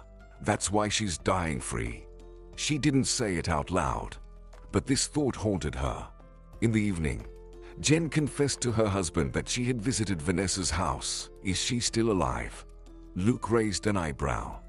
With such a disease, I was surprised too. But it's true. Luke, let's help her. Help her. Jen, are you out of your mind? How? Maybe we should take her in. And, on top of taking care of the kids, you'll be looking after a criminal. No, I don't want that. But there are hospices where they place such patients and allow them to die with dignity.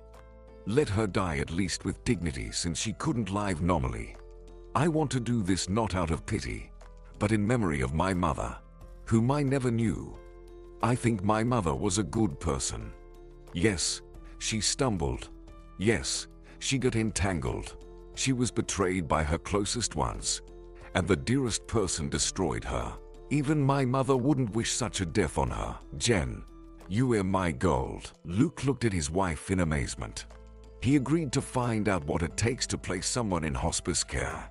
Everything turned out to be not so complicated, and Vanessa's colleagues could have done it earlier, but they just forgot about her. Social services didn't want to burden themselves with extra paperwork. Why bother with all this when their end is already known? Vanessa was moved to a hospice. She had been there for a week when Jen came to her. The young woman didn't even recognize her.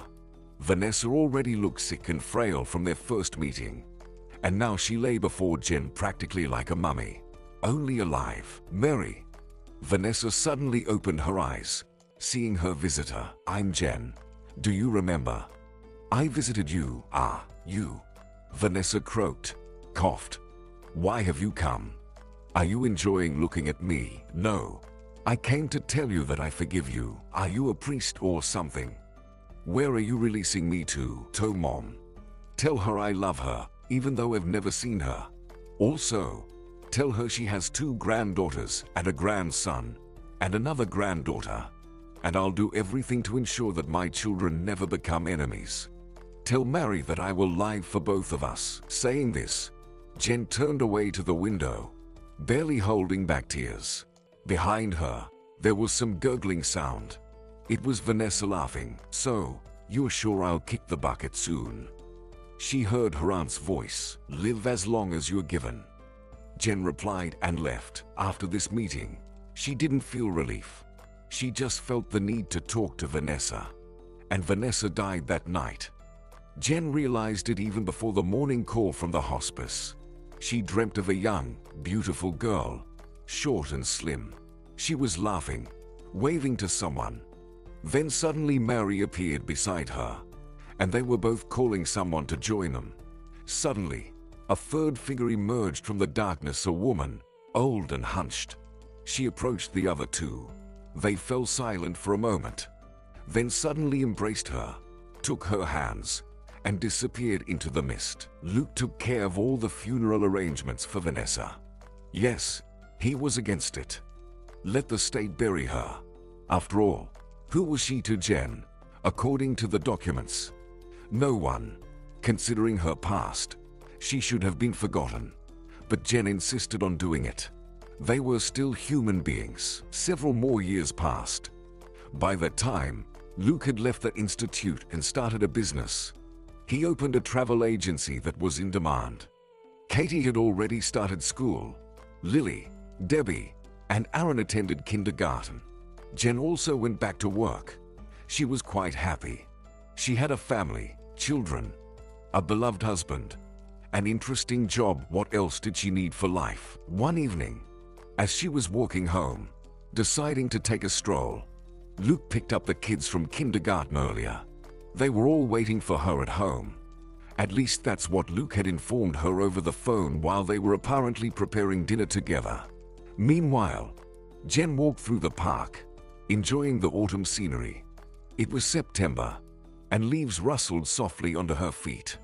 Through the golden birch branches, rays of the setting sun gleamed. And then her mobile phone rang. An unfamiliar number. The young woman answered, and on the other end, she heard a male voice, vaguely reminiscent of someone. "Jen, hey, recognize me? Barely found your number," said the unknown caller. "So, tell me, how's life, my friend?" "I'm living well." "And who is this?" She calmly replied. "What do you mean, who? Haven't you recognized your beloved husband?" "It's me, Finn." "Jen, I'm so glad to hear you. I've been thinking about you for years. Couldn't bring myself to call." "Jen, I was wrong back then. Forgive me.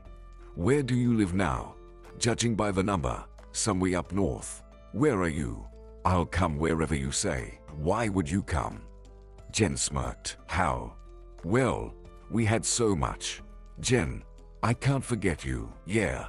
Like the debt." "What debt?" "The money I gave you." "Well, Jen, we'll discuss that, of course. Yes, I messed up back then, but it was Daphne, that scoundrel, who confused me.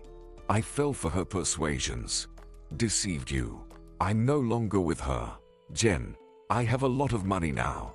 I'll pay you back everything. I don't want anything from you. And I don't want to see you. I've had a different life for a long time. Forget about me." "Jen, you're wrong. It can't be like this. We loved each other. It's all in the past." And Jen ended the call, then blocked the unknown number.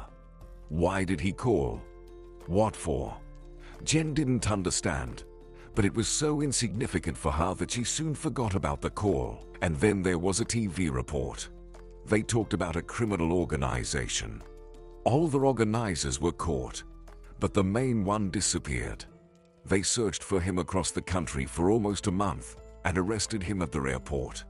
In the report, they showed the face of this criminal in close-up, and Jen was surprised to recognize Finn. It became clear why he called her, wanting her to hide him. Naive, foolish man. He thought Jen still loved him. When Jen told Luke all this, he jokingly said that a whole series could be made about his wife's fate. "Why do we need some movie? Life is much more interesting." Jen replied, "You're right, my love." Luke hugged his wife, and they stood, looking out the window. Outside, the first snow was falling, hiding the grayness and dirt. Winter with its frost and winds would come soon, followed by spring, hot summer, and then the golden autumn. And so it was and always will be in nature, while a person is just a grain of sand among a million other events and phenomena. But the main thing is to live this little life so that your descendants remember you with warmth and pride, and so that they live in harmony